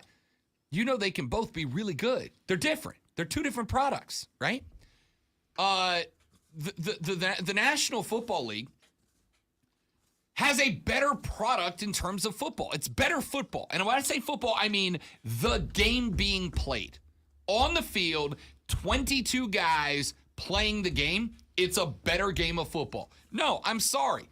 I don't need to watch Western Washington go down and get dog walked by Florida by 50 points and go, but the band's really good. Wait, Western Washington? It was Eastern Washington, Okay. sorry. Okay, yeah, that makes a big difference. Directional school X. I don't need to see them get dog walked by 50 to enjoy the environment. Right? Like yesterday, I heard Diesel say something to the tune of, I guess he went to the Carolina-Arizona game this weekend. And it was like, it just felt like. He had pictures of himself in the audience. His beard looked excellent. Looked fantastic. Really He's got did. a great beard. Yes, he did. Side view again. I want to point that out. Oh, it's the thickness. It's the side view because that's why he has that camera on the side. It's that good always. MySpace angle. He talked about how it felt like, they just felt like they needed to fill every second with sound. Well, it's entertainment, right? It's entertainment. People's attention span is like a goldfish. Wait. A guy in radio said we got to fill sound. Everything, yeah. Dead air is bad. Listen, I don't know if you knew that. College football has a very special environment with the band and the cheerleaders and all that. And it means more to some people, especially if they've been at that college for a long time and it took them forever to graduate or something. Sure. The NFL has its own feel. I've been to probably 50, 60 NFL games in my life, mostly all in the Superdome, though I've been to an NFL game at Raymond James in Tampa. I've been to one, obviously, at Bank of America. I've been to the old Georgia Dome. I have not been to the new Mercedes-Benz Stadium, but I've been to the old Georgia Dome to a Falcons game there, right? Like, yes, the NFL is built as a cookie-cutter product, but there's a reason they do the things they do, right? And if you are a college fan, here's the first thing. Don't label me as he's an NFL guy. I'm not. I'm a football guy, right? I'm a football guy. More than that, a sports guy. Yeah. Willing to talk about, we talk college football, NFL, we'll talk MMA, talk golf, NASCAR. Hockey season starts in about 18 days. I know you better believe I'll be you talking were rocking hockey. that killer hockey jersey yesterday. I know, it's hockey season weather. I'm still always jealous about that. I've never had a hockey jersey. I think I could rock a hockey jersey. We'll get you one. We'll get you a rabbit I look jersey. like the goon that I am. We'll get you a bitch jersey. You want the orange one? Got to make a decision here. Yeah. If I offered you a Rabbits jersey, but it's orange, you taking it? No. Really? Yeah, I can't. Hatred runs deep. I like it. Yeah. Hatred runs deep. I had orange on a couple weeks ago. I'd rather Still not do not that over it? again. No. So, like, I am a sports guy. I'm not an NFL guy, right? My only argument is the NFL has a better product when it comes to the game taking place by 22 guys on the field. It's a better game. You know, the people who are the players who are out there playing in the college game, they love playing for their college team, but they know that it's not the pinnacle, it's not the top, it's not where, or they would just stop there. No, their goal is to get to the NFL. Why? Because that's where the best are. And I always hear the argument like, oh, the guys playing out there, they're doing it for the love of the game. Not anymore. NIL. They never were, Jack. They never were. Some of them were doing it knowing they were never getting to the league, and they just love football. And some of them were getting them handshakes. But for whatever, like, what is this belief that the guys playing at college ball when they get to the NFL suddenly stop loving football, right? It's like the argument goes, guys playing at college are doing it because they love the game. Guys playing at the NFL are doing it for money. Like, I got news for you. If you get real lucky and you're real good, you can do both. Lonzo and I are not sitting here talking about sports just because we really love sports. We do.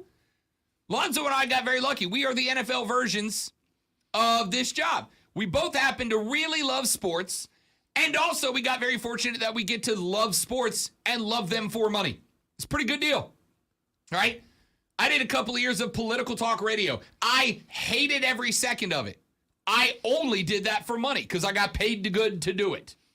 Now I get paid good to do this, and I also love it, right? I can't disparage the other thing because, you know. I get it. But like this argument that like one has to be better than the other. Oh, it's there's more passion. Really? You ever seen a game taking place around Buffalo, New York? You don't think the Bills fans got a little passion? Have you seen Cincinnati the last couple of years since Joey Ice showed up? Bengals fans are wild. Have you ever tailgated the Superdome in New Orleans even when the team sucks? It is one of the greatest tailgates you'll ever been to. So I'm guessing that you said you heard Diesel say this, so it must have been on Mark's show. Correct. So it must have been on Offsides. Correct. So do they never talk NFL there? No, but I think that's the thing is like they do, and I know because that if they're the college show, that's the thing. Here's the I thing. mean, that's label yourself the college show. I would not. I do not. I'm not gonna. I don't label anybody on this station or any other. Well, let me phrase that. Unless you make the label, right? I had a guy who did a show back in Destin that I took over called Southern Sports Tonight. His show literally was, "We are your show for SEC football." I got a problem labeling that guy a college guy. That's all he cared about. He didn't care about the NFL. I will label everyone on this station as awesome. Yeah, sports guys, right? So the point that I'm making here is, like, and I know I'm going to get accused of fence sitting and being wishy-washy here, and I accept that. But let's call it what it is. It's football, right? They are two different products. College football has a great environment. But so does Buffalo, New York, and Cincinnati, Ohio, and Los Angeles, California, and Miami, Florida. Now, Arrowhead. Don't forget Hell yeah. Green Bay. I mean, Lambeau. come on. Absolutely, right? Don't tell me there's no passion out of fans in the NFL when Lambeau is full of shirtless dudes in 21-degree weather. You don't do that to get on TV. You do that because you love it. You love it. Don't tell me Bills fans body slamming themselves through tables, dunking their head in a bucket of ice water and then chasing it with a brewski isn't passion. They wouldn't do that on a random Wednesday. They do it because of the football team, right? Diesel said he was at the game and he's like, there were parts when it was loud, but it wasn't like a college football game. And I'm like, dude. Well, he was at a game where it was 2 1-3 teams playing each other. Two bad teams. Yes. Hopefully both getting better. But yeah, I mean, it wasn't like he was at a full stadium, which, if you cheer for your team, you should be there even if they're not very good. I mean, I get it, and I'm fine with that. I'm going to tell you right now. If we go back, And I'm asking this a question. I'm making a guess here to make a point. I could be wrong. If we went back to when Clemson was a 6-6 football team annually, Lonzo, Hey, I was there, or here, rather. was Memorial Stadium packed 77K strong every week? I got free tickets. That's how I went Thought my so. first time, and Thought so. hopefully last time. I don't know if they know this. I saw Columbia last Thursday night at home, about 2/3 full. I saw the halftime attendance at Columbia when Georgia was dog walking the Gamecocks. Maybe a third full, right? Don't give me that.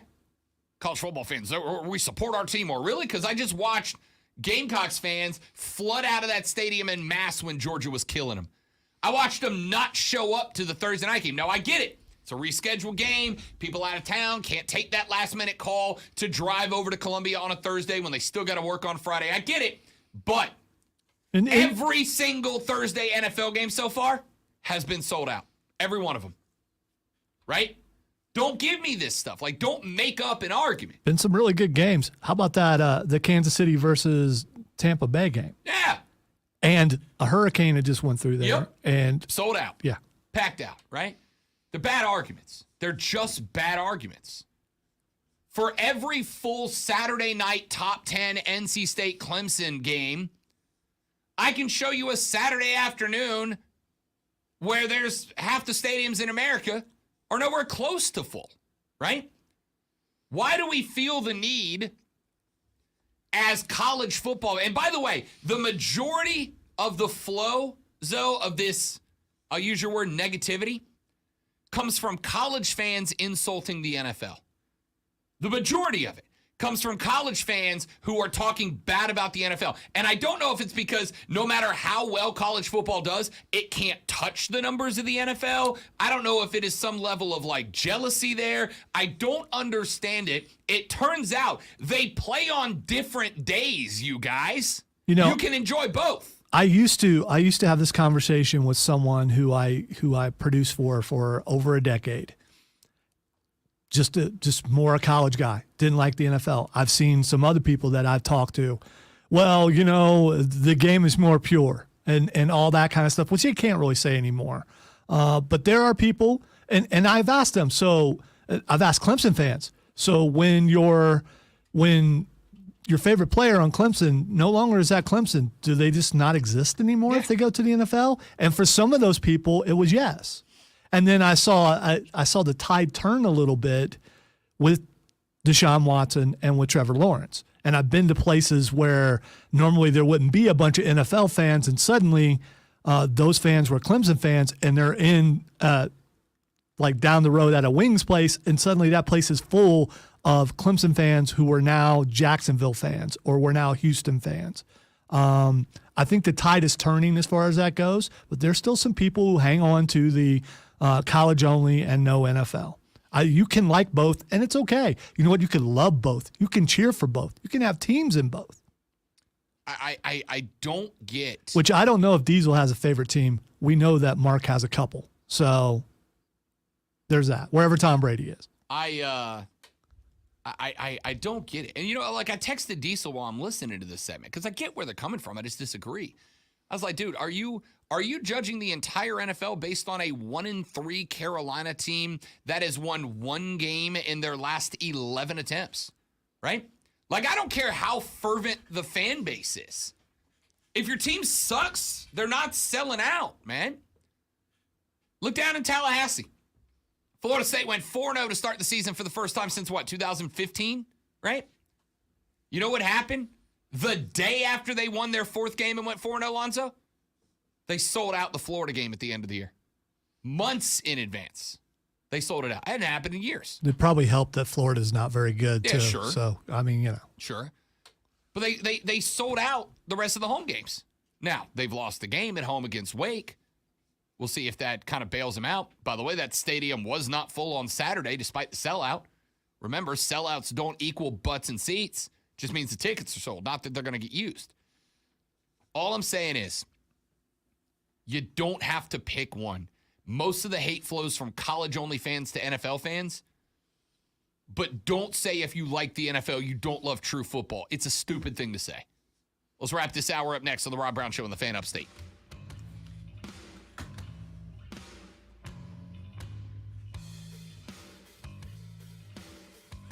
Skrilla, welcome in, dude. Good to have you. Lad, welcome back. Jesse said that McAfee did the alternate broadcast and it was amazing. I'm sure it was. I didn't get to watch any of it, but I would like to go back and watch it.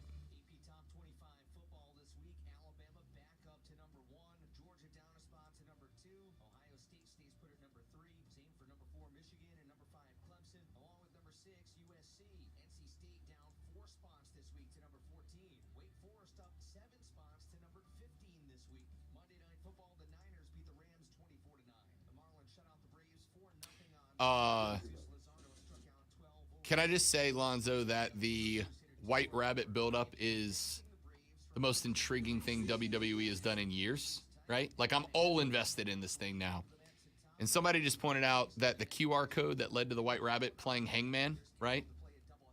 The first 5 letters it guessed, DEMON. I didn't catch that.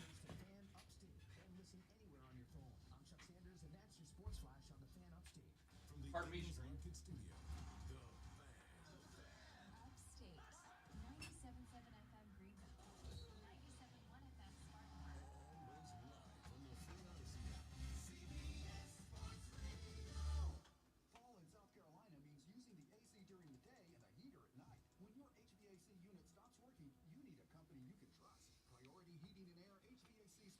All right, so I'm going to take us off again for a second because I need to finish eating.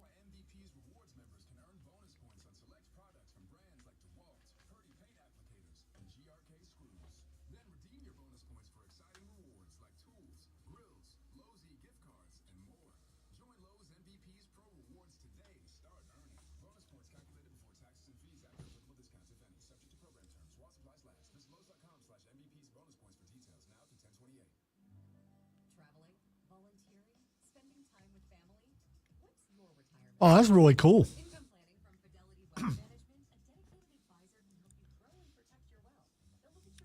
I was on the air, so I couldn't watch. And then when I got home, I have Dish Network, and Disney pulled everything for Saturday. It's back on now. I don't know who settled, but.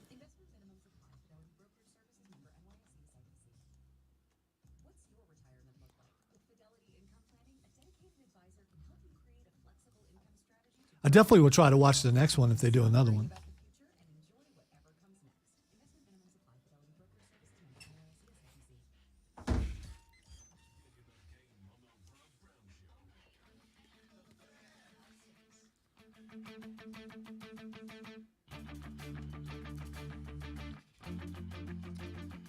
All right, wrap it up. The hour of the show. Texas said if the refs did their jobs and the Panthers won against the Browns, would people be more positive about the team? I mean, if the team was currently sitting at 500, yeah, I think so. You know why else they'd be more positive? Because with 2 wins, they'd be tied for first. Yeah. If the Panthers were 2-2, we'd have a 3-way tie for first on top of the NFC South, right? Panthers are currently above the Saints because they won the only head-to-head matchup so far, but they're 1 game behind the Atlanta Falcons, who are 2-2. Yes, I think they would be. But I'll tell you, the only thing that's going to get Panthers fans to fill that stadium back up is consistency, right? Here's the thing. Even if the Panthers were 2-2, let's say they beat the Browns, they still would have won, 2 out of their last dozen games? I will say this. NFL games ain't cheap, right? This is one thing I think the NFL needs to get better about is fluctuating ticket prices, right? I paid to take the mom, the lady friend, and another friend, Keegan. We all went to the game. We sat in decent seats, and I spent more money for that game than I've spent on a lot of things recently because I wanted the experience, right? I wanted the experience. That was my mom and girlfriend's first game together. I wanted it to be a Saints game. I wanted it to be an NFL game. We had a great time. Paid quite a bit of money in a stadium that was 80% full, right? A lot of empty chairs in that for that one. Last week, worse. Maybe 66% full. Maybe 2/3 full, right? One thing I think they could do better. But at the end of the day, supply and demand. If all those seats are season tickets, they're sold out, whether they're there or not. But if the Panthers want to see the bank full again, the solution is real simple. Field a team that wins, right? Field a team that wins. The Kansas City Chiefs are good right now. Lonzo, how easy you think it'd be to get a ticket to the Chiefs taking on the worst team in the league right now? It would be impossible. Yeah. Yeah. You better know somebody who knows somebody. I actually do know some people. I just wanted to drop a song lyric there. Here is the reality. The Panthers are 2-2, first place in the NFC South. Yeah, there's more interest. They'd still be 2-10 in their last 12. Said they're 1-11 in their last 12, or was it 1-12 in their last 13? It doesn't matter. They're 1-and for basically coming up on a full season. I've been there a bunch of times, including a bunch of times when they were a winning team. Sure. Including years when they went to the Super Bowl. A little bit louder, a little bit more full. Yes. Yeah, yes, of it course. is. That's how that works. Of course. Just put together a consistent team. It's really simple.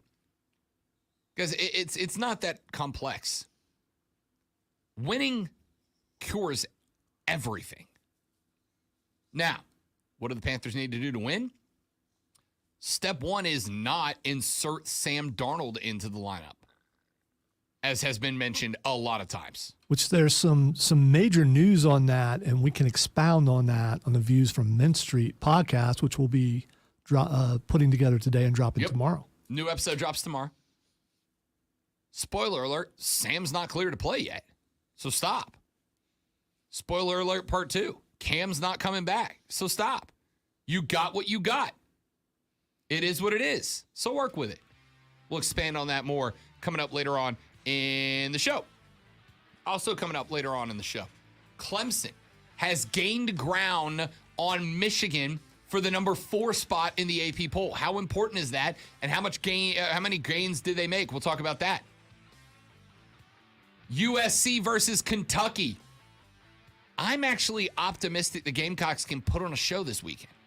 I'll talk to you why about that.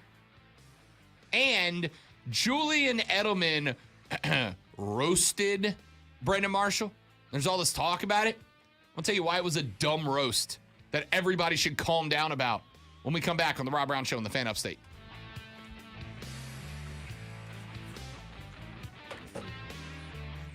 By the way, you know what day it is? It's Faces and Heels Day. That's right. Jesse said, I feel like people would watch if y'all did something like that for sure. Talking about the alternate broadcast. Yeah, I'm gonna see if we can come up with something for that. I'm gonna see if we can come up for something with that. I think there's something there. I really do. Trey said, hey Rob, which experience was better at the bank? The NFL Panthers or the MLS Charlotte game? You want the real answer? Charlotte. Charlotte FC versus Chelsea was a freaking blast. Also, keep in mind what team that was that came in, right?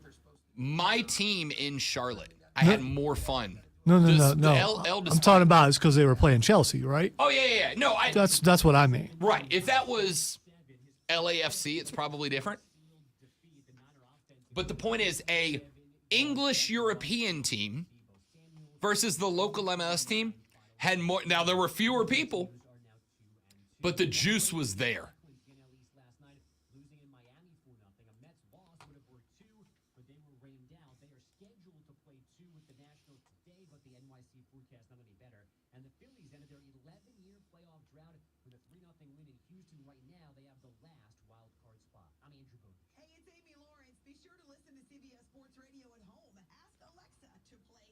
All right, Pooter, let's go.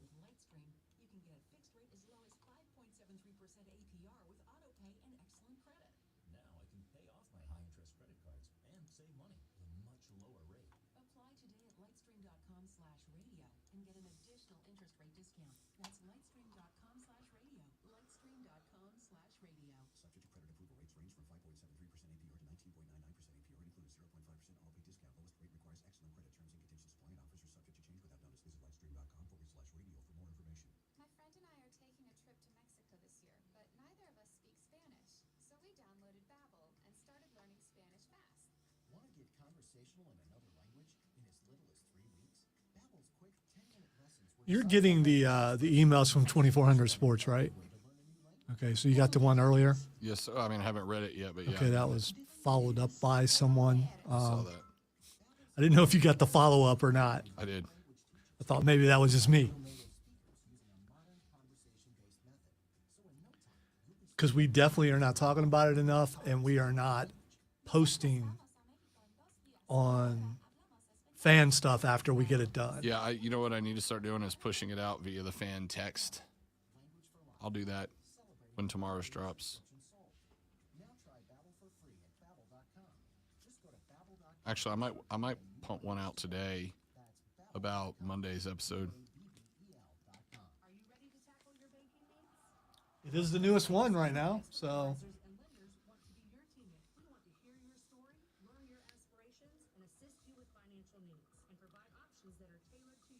All this newfangled stuff's beyond me.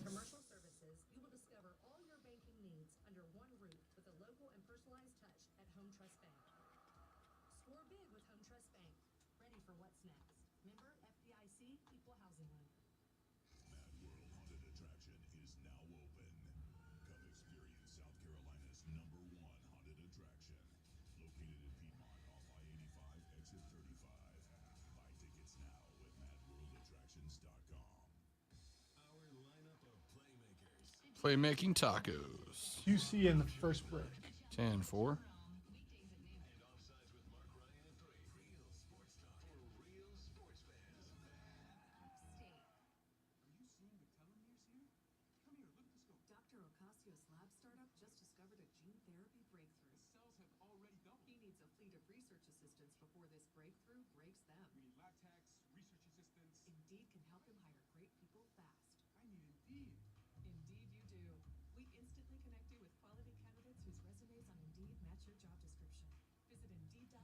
I'm about to go back through and fix all this. He says he didn't move anything, but I moved too much. But Things have been moved. It's not how I left it. Excuse me. Did you just say Wendy's new French toast sticks are better than my breakfast? Mom, is that you? Answer the question. I said some people are saying that because they're so crispy on the outside and fluffy on the inside and perfect in every way. Uh-huh. And what do you think? I think it's time to tell people to choose wisely. Choose Wendy's new sweet and crispy home-style French toast sticks. That's still not an answer. Participating U.S. Wendy's during breakfast hours.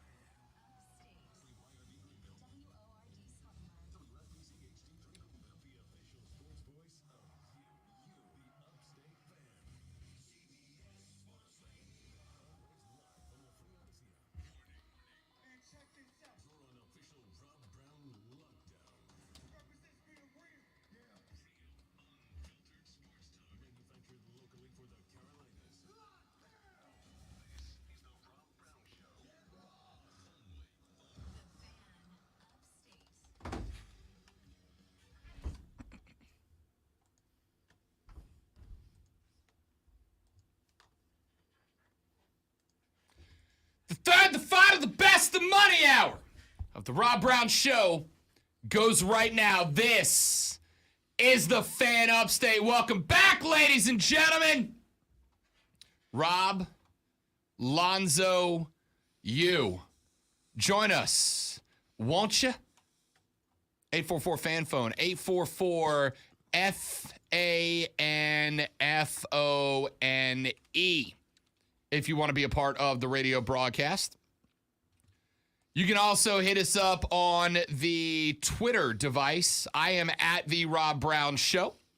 He is at Lonzo on Word. We are all at the Fan Upstate, at the Fan Upstate. All of those different ways to get in touch with the broadcast are available to you. You can also, by the way, I don't say this one enough.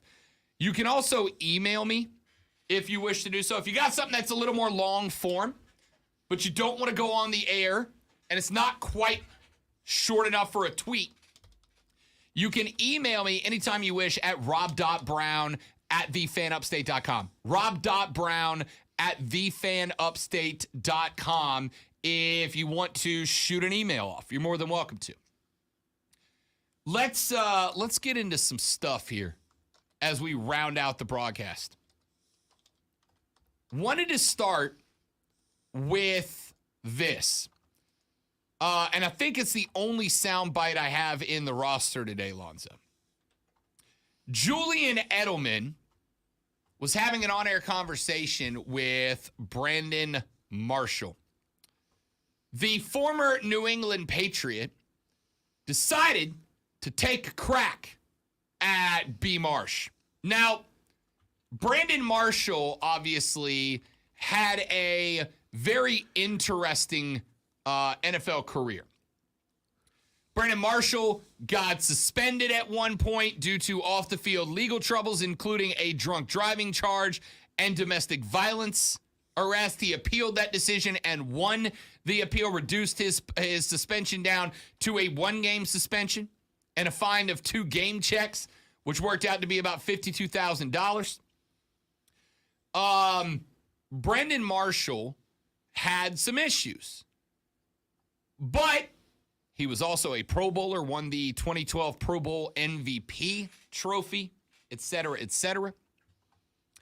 Julian Edelman, on the other hand, we obviously know due to his time with the New England Patriots, played in 19 playoff games, won 3 Super Bowls during his 12-year career in Foxborough, alongside, obviously, Tom Brady. So they got into a discussion about quarterbacks making their way to the playoffs. And Edelman decided to hit B. Marsh with this take. Let me ask you a question. What's your question? Okay, because we always say this, it's only week 3. It's week 3. When the Patriots How many playoff started games slow, you play? when the- How many playoff games you play? How many playoff games did you play? I got 2 issues with this. Actually, I got a handful of issues with this. Number 1, Julian Edelman, how many playoff games would you have played if you didn't play with Tom Brady? Right? There's a class of wide receivers. Julian Edelman is in that discussion. Lance Moore is in that discussion as a Saints fan. There are a handful of wide receivers who achieve great things in their career that would not have achieved those things if they weren't paired up with an elite all-timer at QB, right? You would not know Lance Moore's name if he didn't play with Drew Brees. You just wouldn't, unless he got hooked up with Brady or Manning. You would not know, with all due respect to Julian Edelman, you think Julian Edelman's going down in record books if he wasn't playing with Tom Brady? No. Julian Edelman was good. He was a good third-option wide receiver. He was a shifty little wide receiver, right? But he ain't Cooper Kupp. He's just not. Julian Edelman had good numbers because he was with Tom Brady. The interesting thing here is that Brandon Marshall had rock-solid numbers. 13-year career. 970 receptions for 12,351 yards and 83 touchdowns. Lonzo, what quarterbacks did Brandon Marshall have throwing him the football? Who's Brandon Marshall again? The answer to that is not very many. Marshall played for the Dolphins, Bears, Jets, Giants, and Seahawks. Brandon Marshall didn't really have a whole heck of a lot to work with. He played in Denver. Peyton Manning was not there. The starting quarterback for most of the years that Brandon Marshall was in Denver was Jay Cutler. Smoking Jay Cutler, my man. He got to Miami in 2010. Starting quarterback for the Miami Dolphins in 2010, Chad Henne. Chad Henne. Then he got to Chicago in 2012. Starting quarterback when he got to the Chicago Bears, Matt Blanchard. Finally, a name I've never heard of before. Yeah. Matt Blanchard. Then in 2015, he got to the New York Jets. Starting quarterback for the New York Jets that year? I can't even find it. That's how bad it was. That's how bad it was. Where's the quarterback? There it is. Matt Sims was the starting quarterback when he got to New York. He and Michael Vick traded time. Then he got to the New York Giants. That was in 2017? He had Eli Manning, but he broke his ankle in week 5, ended his season. Then he got a 1-year contract with the Seattle Seahawks, got a touchdown from Danger Russ Wilson in week 1, and that was the last touchdown of his career being released by the Seahawks. So he never played with an elite quarterback. He did one game with Russell Wilson. No. Oh, I see what you're doing. He It's never. a Russell crack. Yeah, I get it. He never played with an elite quarterback. Yes. Now, I want to take a look back at those numbers I mentioned before I gave you that list. 13-year career, 970 receptions, 12,351 yards, 83 touchdowns. Every one of those numbers playing with the likes of Chad Henne, Matt Sims, and 3 other guys. Hey, Lonzo, of that list I just gave you, name me one of the names I gave you that's not Chad Henne or Matt Sims. It was 45 seconds ago. You said Eli Manning. For 1 year. Yeah, and also Russell Wilson. Russ Wilson for 1 game. You said name a. You did. You did. I named 2 The of them. point is, the majority of you guys, I would bet, went. I named 2 people who I don't believe are elite quarterbacks. So, Right. yeah. And also played with him for 1 to 5 games. Jay Cutler was on that list. Remember that from a minute and a half ago when I told you? No, most of you didn't. That's how forgettable his career quarterbacks were. You forgot them when I told you who they were a minute and a half ago. 970 receptions, 12,351 yards, and 83 touchdowns. You know what all three of those numbers have in common? Brandon Marshall has more receptions, more yards, and more touchdowns than Julian Edelman did. How many years did Edelman play? Edelman played, let's see. I want to say in the ballpark of the same number, right? Okay, if it's the same number, then I get it. But if he played less, you got to take some of that away. Let's see. Brandon Marshall drafted in 2006, and he retired. What year did I tell you he retired? 2017, so 11 years.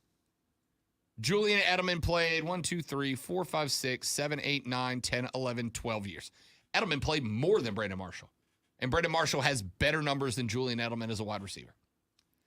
Now, see, I don't get this because I think it was a good burn. It absolutely was a good burn because it made sense within the context of what was going on. Because what's he know? Because he never. I mean, was he inaccurate in what he said? no, I mean, he just asked a question, which is fair. He asked a question, how many playoff games you played? And these, from the small clip that I heard, it sounded like these guys were having fun and going back and forth. Sure, they're talking boat. I get it. Yeah. They're talking boat, and I get that. Marshall laughed at it, by I was the way. going to say, it isn't like, oh, yeah, your mom. It wasn't like that. It sounded like they were just going back and forth and having fun. Brandon Marshall laughed at it. They were talking boat. I get it. I'm down for it. Here's the problem that I have with that. Problem I have that is it enhances this conversation where the only thing that determines a player's legacy is rings. The only thing that matters is Super Bowl rings.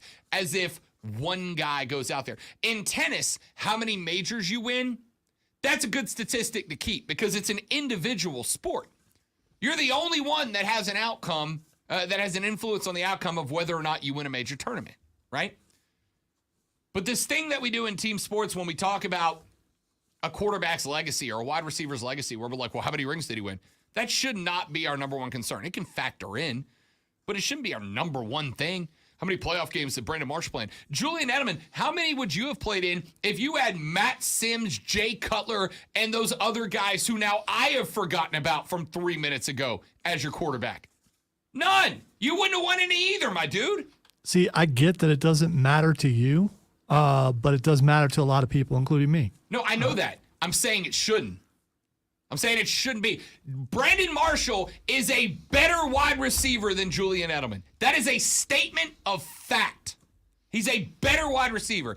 If Edelman got brought anywhere but New England, you wouldn't know who the hell Julian Edelman is. Yeah, but he did go to New England, and because of that, more people know who he is than they know who Brandon Marshall is. I don't disagree. I'm saying it's wrong. Julian Edelman's commercial is pretty funny, too. Julian Edelman's a funny guy. Yeah.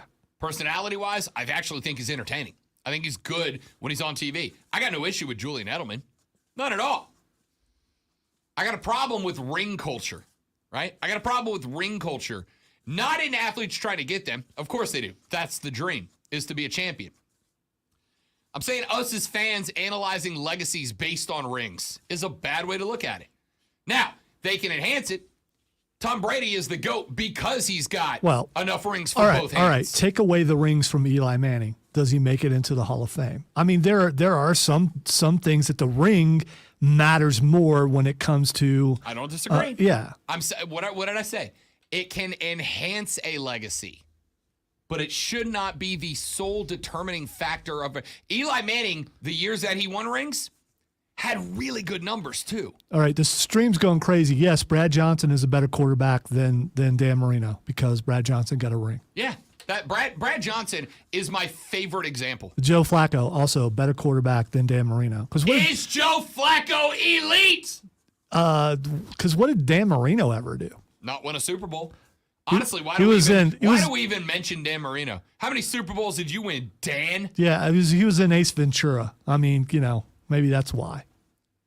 Let's see here. Couple of comments that have come in on the live stream, which, by the way, you can watch by going to facebook.com/thefanupstate or twitter.com/thefanupstate or by searching The Rob Brown Show on Twitch or YouTube and subscribing to that channel. Let's see.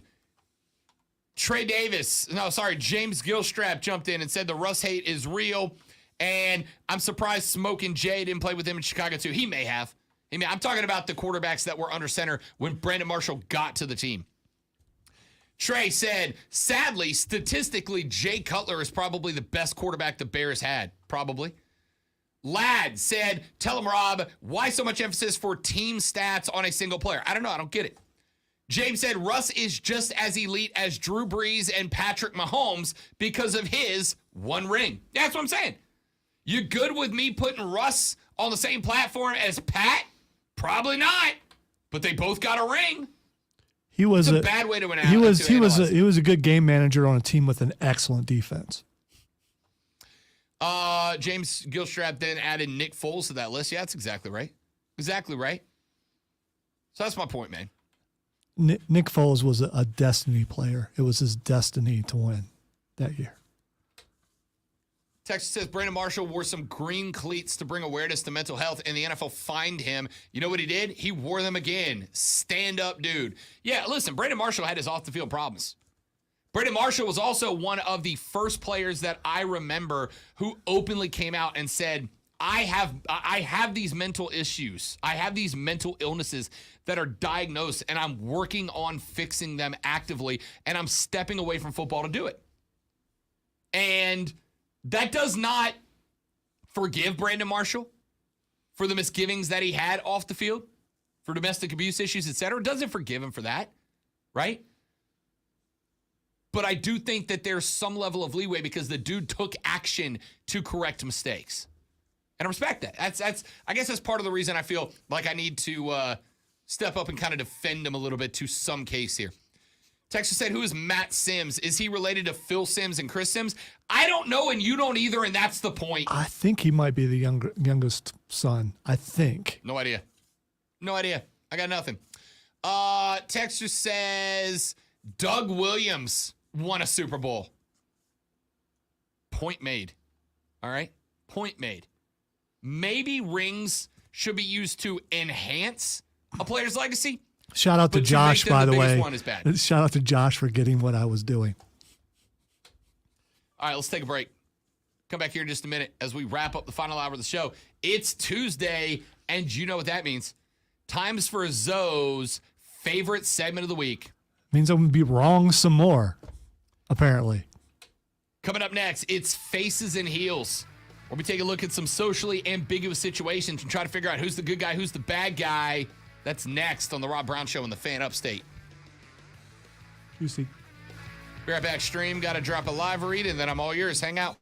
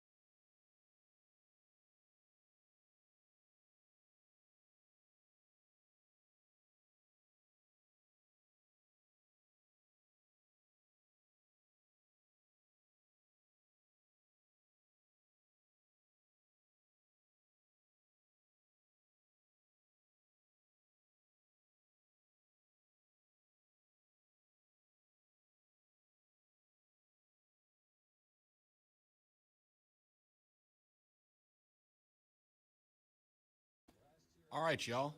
We back. We back.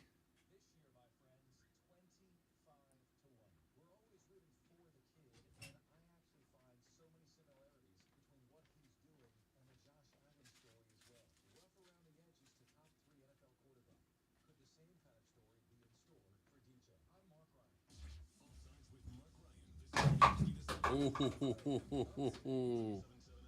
That one stung a little bit.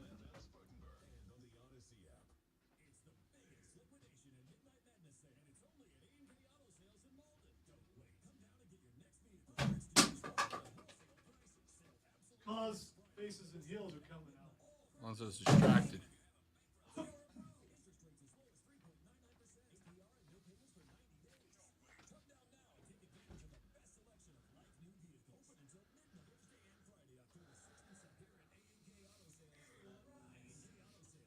No, Sting should not bring back the old face paint, even though I loved Sting in the old face paint, because then he's going to think he's young again and do stupid things. Oh, wait, he's already doing that, like going through tables and stuff.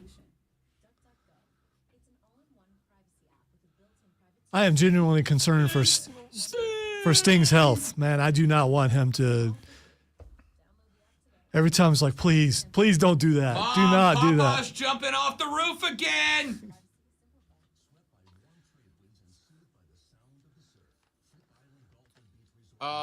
Luke, I did Macho Man a few years ago, and I do not have any official glasses. I made my own Macho Man glasses to wear.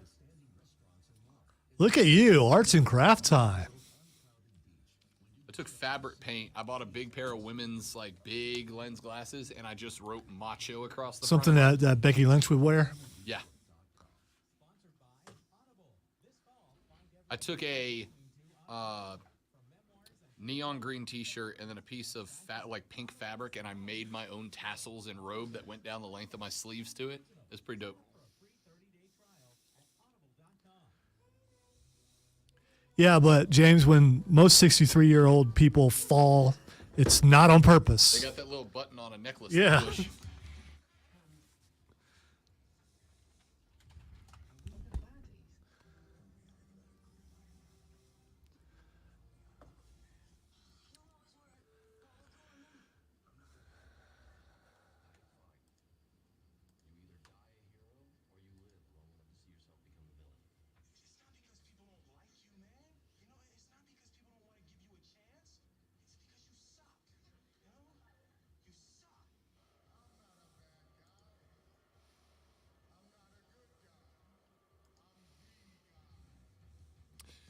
Time for Lonzo's favorite segment of the week. It is time for Faces and Heels here on the Rob Brown Show, where we take a look at some socially ambiguous situations and try to determine who's the good guy, who's the bad guy.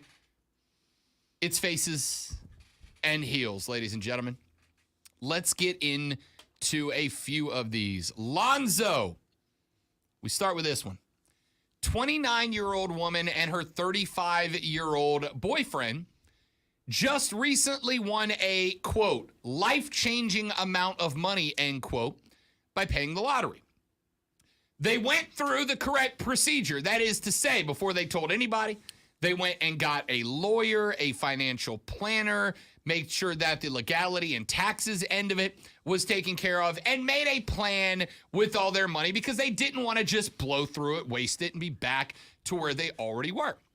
Well, she said 1 week ago, the winnings were given to us. They took the lump sum payout, and they had a plan in place to decide how they were going to handle, A, telling family members, and B, telling family members, no, we're not giving you any money. So they set the time and place, let everyone know. Unfortunately, two siblings that we don't get along with didn't respond to the message. So we went to our in-laws. The in-laws did not want to show up either. Well, at the end of lunch, the in-laws did come. The two siblings did not. At the end of lunch, the in-laws asked, what about the other two who did not come? They said they gave the in-laws and a couple of other family members who showed up small gift, right? A couple $100, but kept the majority. Said, what about the other two siblings that did not show up. She said, my partner said they were invited. They did not respond to us. They did not show up, so there's nothing for them. Had they come to this lunch that we requested, made the time for us like we requested, they would have gotten a gift, but they couldn't spare a half hour of their time, so why should we give them any money? The in-laws flipped. They yelled directly at me, called me selfish, and said this was all my doing. And I said, cool. Well, then don't worry about your money either. If you're going to blow up at me like this, I'm not going to give you any either. Now the in-laws have changed their tune. Now all of a sudden they understand the decision. They're fine with it. And they just really would like the gift. But I'm not going back on it. They're getting nothing. She says that her husband or partner or whatever supports the decision, despite the fact that it's caused a rift with the family. He's like, yeah, you're right. They attacked you for not giving more money away. So to not give any money is the right thing to do here. And now the in-laws are not talking to their son anymore. Who's the face? Who's the heel? Well, the in-laws are the heels. I get for them standing up for the siblings that didn't show up, but not to the degree where they cost themselves. It's like when you have a kid and you say, no, if you do that, I'm taking that away. And then you take that away. How that kid learns is you took that away. And so it's too bad. I mean, you cost yourself money. That's on you. Sucks for you, but more money for the people who didn't have to give you anything in the first place. I got no problem with how she handled this, right? I got no issue with how she handled this. And sucks for the husband that her in-laws would cut off communication with him after they acted up. This is absolutely the right thing to do. I could say something really shallow, like, you're rich now, what do you care? But I would never say something like that. I mean, I get it. Like, I think we all like to think that if we find ourselves in a position where we suddenly came into a life-changing amount of money, that it wouldn't change our family dynamic. But I can tell you it does, right? I have seen situations where a family member passes away and there's an inheritance on the table, and now all of a sudden some of the closest family members of all don't like each other anymore because so-and-so got more and so-and-so got this thing that I wanted, or they got this thing or I got this thing that they wanted, and blah, blah, blah. People change with money. They just do. It is inherent. It just works that way. She handled it the right way. If the siblings couldn't care enough to show up for what was asked of them, show up to just a family get-together, right? And they don't have that much time for the family, then why do they suddenly have time for family when I got money to give away? I got no issue with it. And if the in-laws, when you told them, listen, we invited the siblings told us they had better things to do with their time, so we're not giving anything since they have better things to do with their time, then they got better things to do than get money from us. For the in-laws to suddenly heel turn on her, that was a stupid decision. Yeah, right? It was. She has already made it clear she's willing to not give away money because you're acting like a jerk. Why would you then act like a jerk and be stunned when she goes, you don't get any either? Well, on the other hand, if the in-laws are standing up on what they believe as principles and it costs them, well, they stood up for their principles. Yeah. Don't disagree. They made the choice to defend the siblings. You live the consequences of that. All right. Here's another one that came up for you.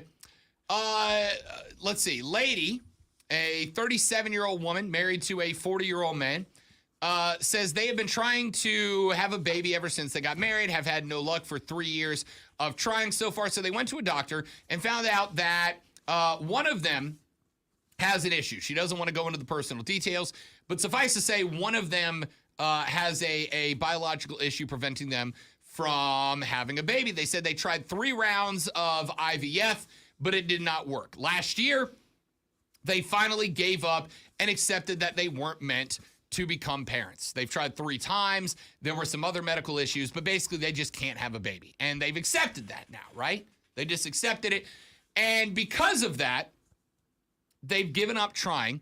So what they've decided to do instead is they had been tucking away money for when the baby came.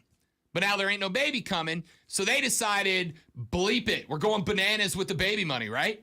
We're going to go on vacations. We're going to take trips. We're going to go all over the place. We're going to go big time. Well, his parents asked them how it's going. They were like, hey, we can't do it, right? There's a medical issue. We can't have a baby. Said that father-in-law and mother-in-law were very supportive of that. Like, we understand. We hate it for you. We hate it for us, but we understand, and we're good with that. Well, sister-in-law then told her that since you guys can't have a baby, some of that baby money should come to me, right? I got 3 kids. I got a low-paying job. You guys don't need that money anymore because you're not having a baby. Lady says the ironic part, and she said some other stuff that I'm not going to read on the air according to this woman, because it is relatively controversial, but I'll leave that be. Suffice to say, she said that the universe has plans, and you not having kid is part of the universe's plans. The lady says we had considered adoption. The sister was like, yeah, you shouldn't adopt. It's very clearly, evident that the powers that be don't want you to have a baby. So instead of adopting, you should give me some of your baby money so that I can take care of my kids because the universe wanted me to have some babies.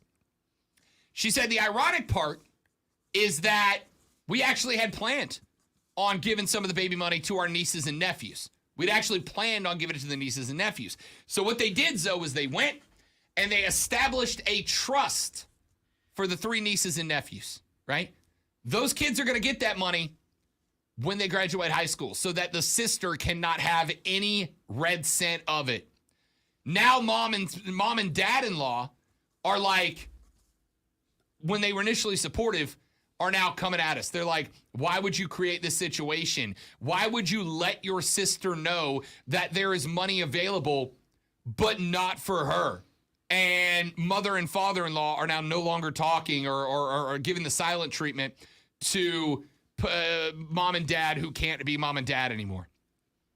I feel like this one is really easy, right? Like really cut and dry. Like mother and father-in-law committed a mega heel turn midway through this story, right? Yeah, it's a common theme today. The other thing is, why are you telling people you got money put back? I don't get that. I mean, you can look at it in a way like you're flaunting, hey, we put all this money back. Now we're just going to go spend it. Well, when you put money back, do you go tell everybody, hey, you know what? I just put some money back. No, you don't do that. You are flaunting it. They are flaunting it to a degree. I still don't understand why they didn't adopt, but whatever. But in the end, yeah, I mean, it's their money to do whatever they want to with, but you are flaunting to a certain degree. All right, let me give you one more. I don't like the look in your eyes. I know.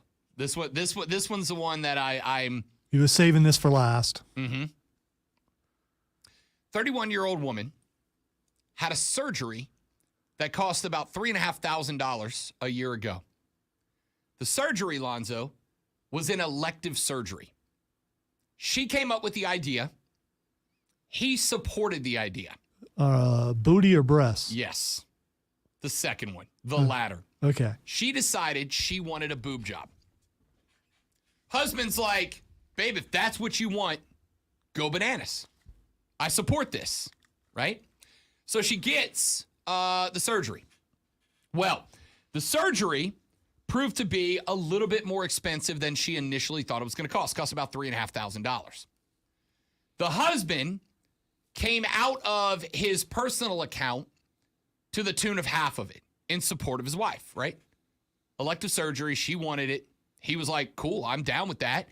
And because it cost more than she expected, he came out of pocket for it. Well, she said it took about 3 months to like fully recover to where I could like get back out there and live my life without pain and discomfort. The husband had planned a vacation, a boys' trip coming up in December. The vacation is to go out to Vegas, right? They're going to Vegas, he and the boys. They're doing a few days in Vegas. They're hitting a Raiders game at Allegiant. They are doing a little gambling, whatever. He estimated this trip to cost around $5,000, all said and done. Flights, football tickets, et cetera, et cetera. About $5K. Well, he said that he put the finances together. He's got about $4K to spend, needs another $1,000. So he went to the wife and was like, hey, remember how I spotted you? Like $1,700 for this elective surgery you wanted? Can I get like $900 back from you to put towards this vacation? Can I get like $900 since I spotted you or gave you or lent you, I don't know what the verbiage is, like $1,700 roughly for your cosmetic surgery? She has now said no. She said no. That money was a gift. That money was not a loan. It was a gift. I'm not paying for you to have a boys trip. She's like, if you want to go on vacation with me, I would spend that money towards that, but I'm not giving you money for you to run off to Vegas with the boys for a weekend just because you lent me some money for this to happen. Is there a face and heel in this situation, Lonzo? And if so, who is it? They both are heels. And here's the reason why. If you have separate accounts and you're married, you are looking for a problem down the road. When you get married, your money should go together. You are together now. You are one. When you have separate accounts, I came out of my account and made sure that my wife had money. Why? And you owe me $9? No. Joint accounts always leads to problems. It just does. So I don't know if we can have a double heel, but we are. They're both heels. That's just dumb. I don't do this one often, but I'm going to say more information, right? Because it's all about the verbiage. If he said, babe, I want you to have the surgery you want, I'm going to lend you this amount to cover it, then yeah, you should get it back. And he's not asking for the whole amount back. He's asking for like a little over half of it back. If he said, I'm going to give you that amount for you to get the surgery, from which very clearly he thinks he's benefiting as well, then no, he's not the heel. I got no issue with joint accounts in a marriage, right? The lady friend and I have our separate accounts, and we have both said, when we get married, you'll have yours, I'll have mine, and we will have a joint account that we both feed into for bill-paying purposes, right? You're asking for problems down the road. You are. I don't. I think you're only asking for problems if the communication's bad. I do think you have to make sure you have excellent communication, right? Well, and these guys are pretty much, wow, their communication was excellent. Right. No, it clearly was not. Because had they decided, is this a gift or is it a loan, this isn't a fight. If he said, I'm going to loan you this, and she said, thanks for loaning me this, then yeah, she's the heel. If he said, I'm going to give you this, and then ask for it back, then he's the heel. I think the joint accounts can work fine, provided you're actually talking with each other about what is and isn't.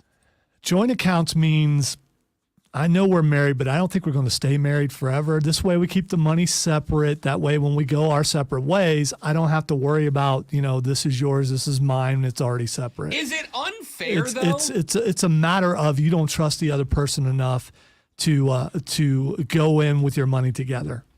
Is it unfair, though? When you have such a rapidly rising divorce rate to kind of have a pillow to land on? But it's not a pillow. It's saying, hey, I know this ain't going to work. So it's going to be fun while it lasts. It's probably going to end bad. But when it does, I got my own money. So I am going to go with, I agree with Zoe, they're both heels, but for different reasons. They're both heels because neither one of them communicated to the other, right? Like this is so easy to fix.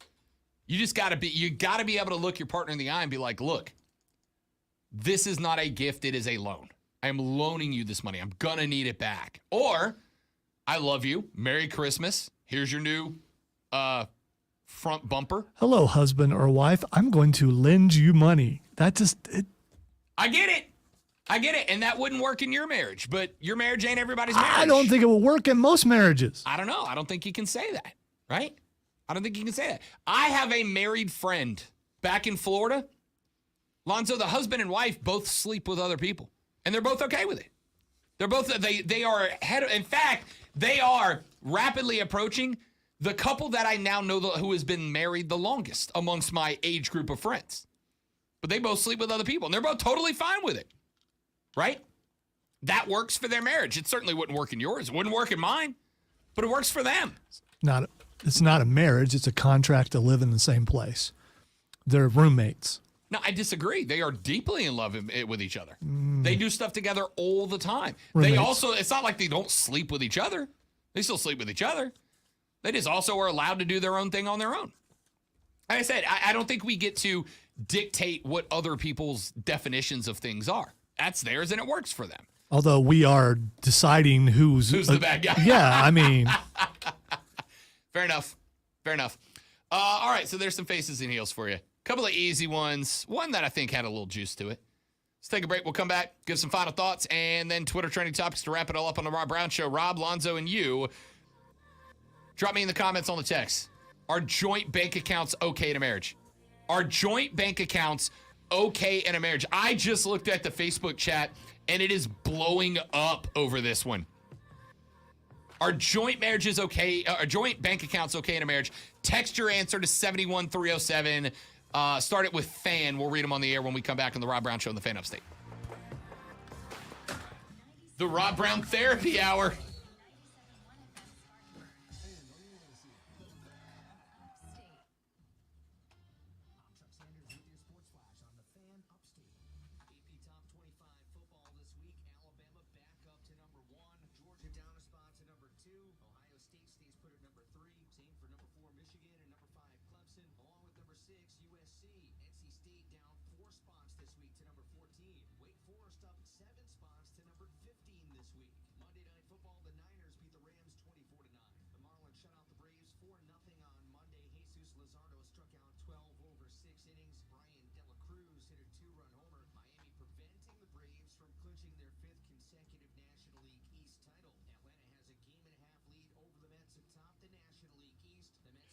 Yeah, it's more cohabitation. It's more roommates. It's more. Yeah, I just.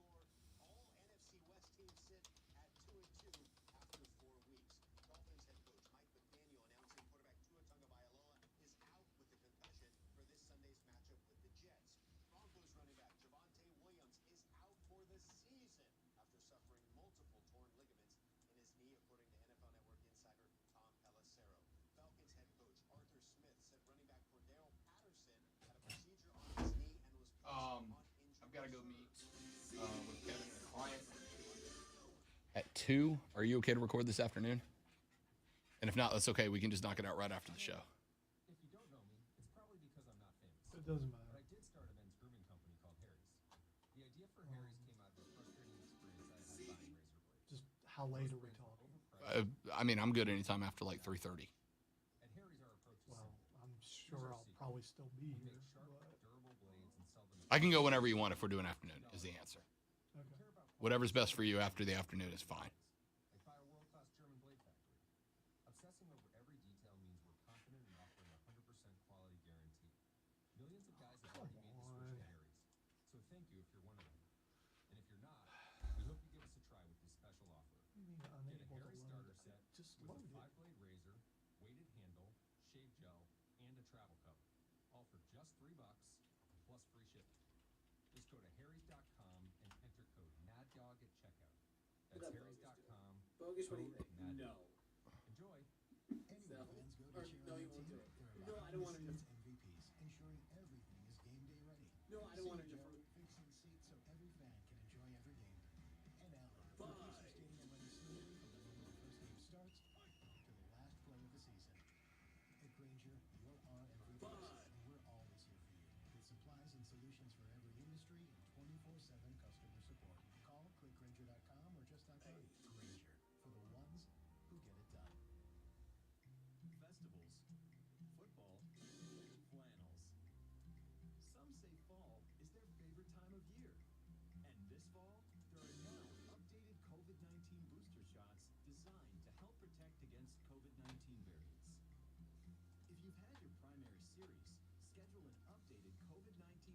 shot appointment as soon as you're eligible. And don't forget to enjoy the foliage. Sponsored by Pfizer and BioNTech. At Misty's gym, boot camp gets pretty close to the real thing. She wants to spot a personal trainer with a military background. I can cover this week's boot camp, but we need someone staff. Is it your cousin Lorraine? Indeed can help her hire great people fast. I need Indeed. Indeed you do. We instantly connect you with quality candidates whose resumes on Indeed match your job description. Visit Indeed.com/credit and get $75 towards your first sponsored job. Terms and conditions apply. Today, mostly sunny and delightful with a high of 76. Weather brought to you by Install a low-flow shower head and keep water off when brushing teeth or shaving to save water every day. Join Odyssey, and together each of us doing one thing makes a greener tomorrow. Listen on the Odyssey app. Search the Fan Upstate.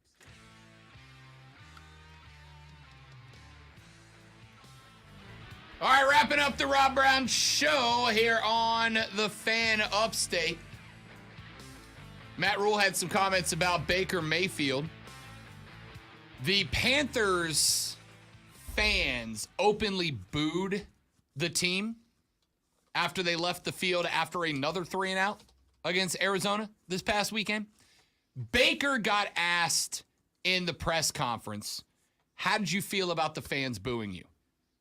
We're going to talk about this in the Views from Mint Street pod, so a brief preview here. Lonzo, he said, I don't care if the fans boo me. And a lot of people took that as like adversarial, right? Like standoffish between Baker and the fans. I don't have an issue with it, right?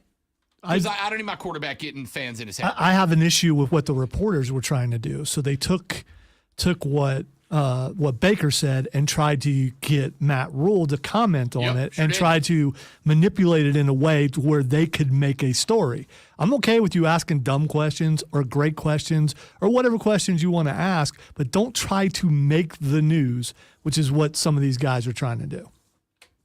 Matt Rule said, quote, when fans pay their money to come here, they deserve to see better football than we played last night. We play good defense, but people want to see offense.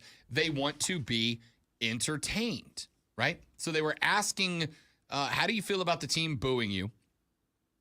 And his answer was, yeah, I get it, right? Like, I get it. We got to play better than that. I didn't take it as standoffish from Baker Mayfield. Again, don't you kind of want a quarterback that's like, I don't let outside influences impact my game? Yeah, because if the booing impacts his game, he could play worse. Yeah. Like, I know some would say that's not possible. Some would say that. I know there are some people. I know that there are some people who would want Baker to be like, yeah, I know I need to raise my game for these people. But, like, don't you think he's already doing that? Right? Like, do you think Baker's actively not trying? Like, of course he's trying to get better. The team's trying to get better. Baker Mayfield has played 5 years in the National Football League. He has had a different offensive coordinator all 5 of those years. He was brought in 6 weeks before the preseason, a preseason in which he was asked to split snaps with Sam Darnold. This was always going to take time. I told you it was going to take. The offense is still putrid, but I told you it was going to take time. Of course he's adversarial. Ben McAdoo. And also that. Texture says, fan been married 18 years and counting with separate accounts and never had an argument over money. Beer and golf? Yes. Never money, though. Texture says, joint bank accounts are fine, but not a necessity. And another says, my wife demanded that we join our bank accounts when we got married. I mean, is a demanded joint bank account any better than just keeping separate accounts? And now, the Rob Brown Show presents Twitter Trending Topics. I just want to point out that Rob made sure he read the text line, which agreed with him, while the stream agreed with me. I'm sure that was coincidence and had something to do with interest of time. Yeah, we were out of time. We had to get to Twitter. Okay. All right. Get to Twitter. All right. So the first thing is trending. Sorry. Steven said, Rob, I was there, and I don't think Baker could have tried and been worse.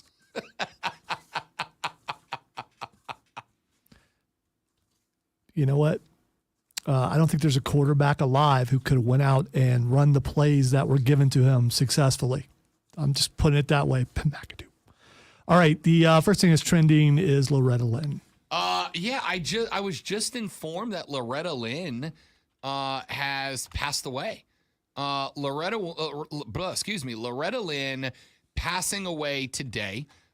She was, gosh, how old was Loretta Lynn? 90. 90 years old. And I thought she was older than that. So the coal miner's daughter, no longer with us. Now I'm going to go home and listen. Yes, I do own Loretta Lynn records. And yes, I am going to go home and play them now. Well, you don't have to own records anymore.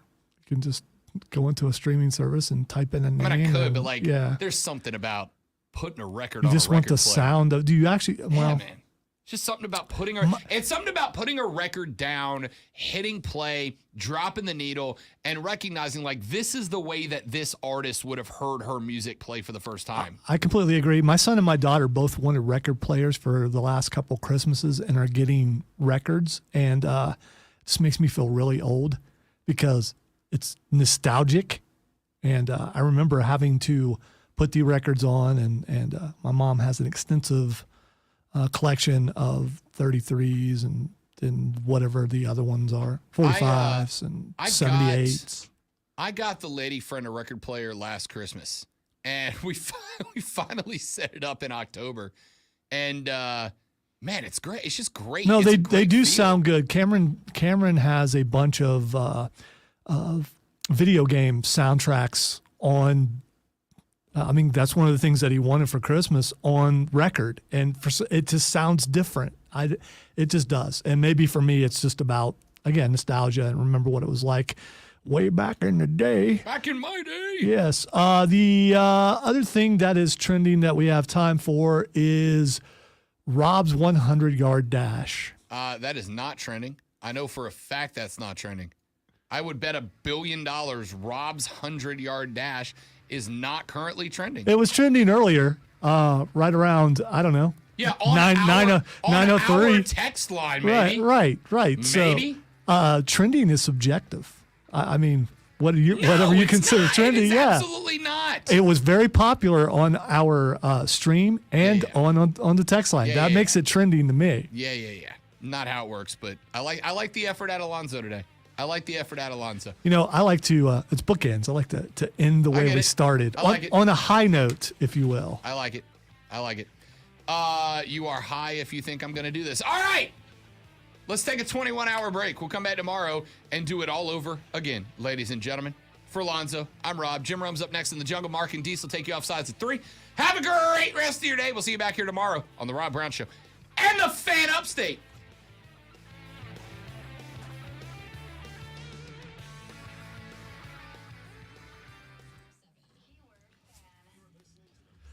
Apologize to the stream. He didn't later brother you because he was thinking of the 100-yard dash. Yeah, that's why.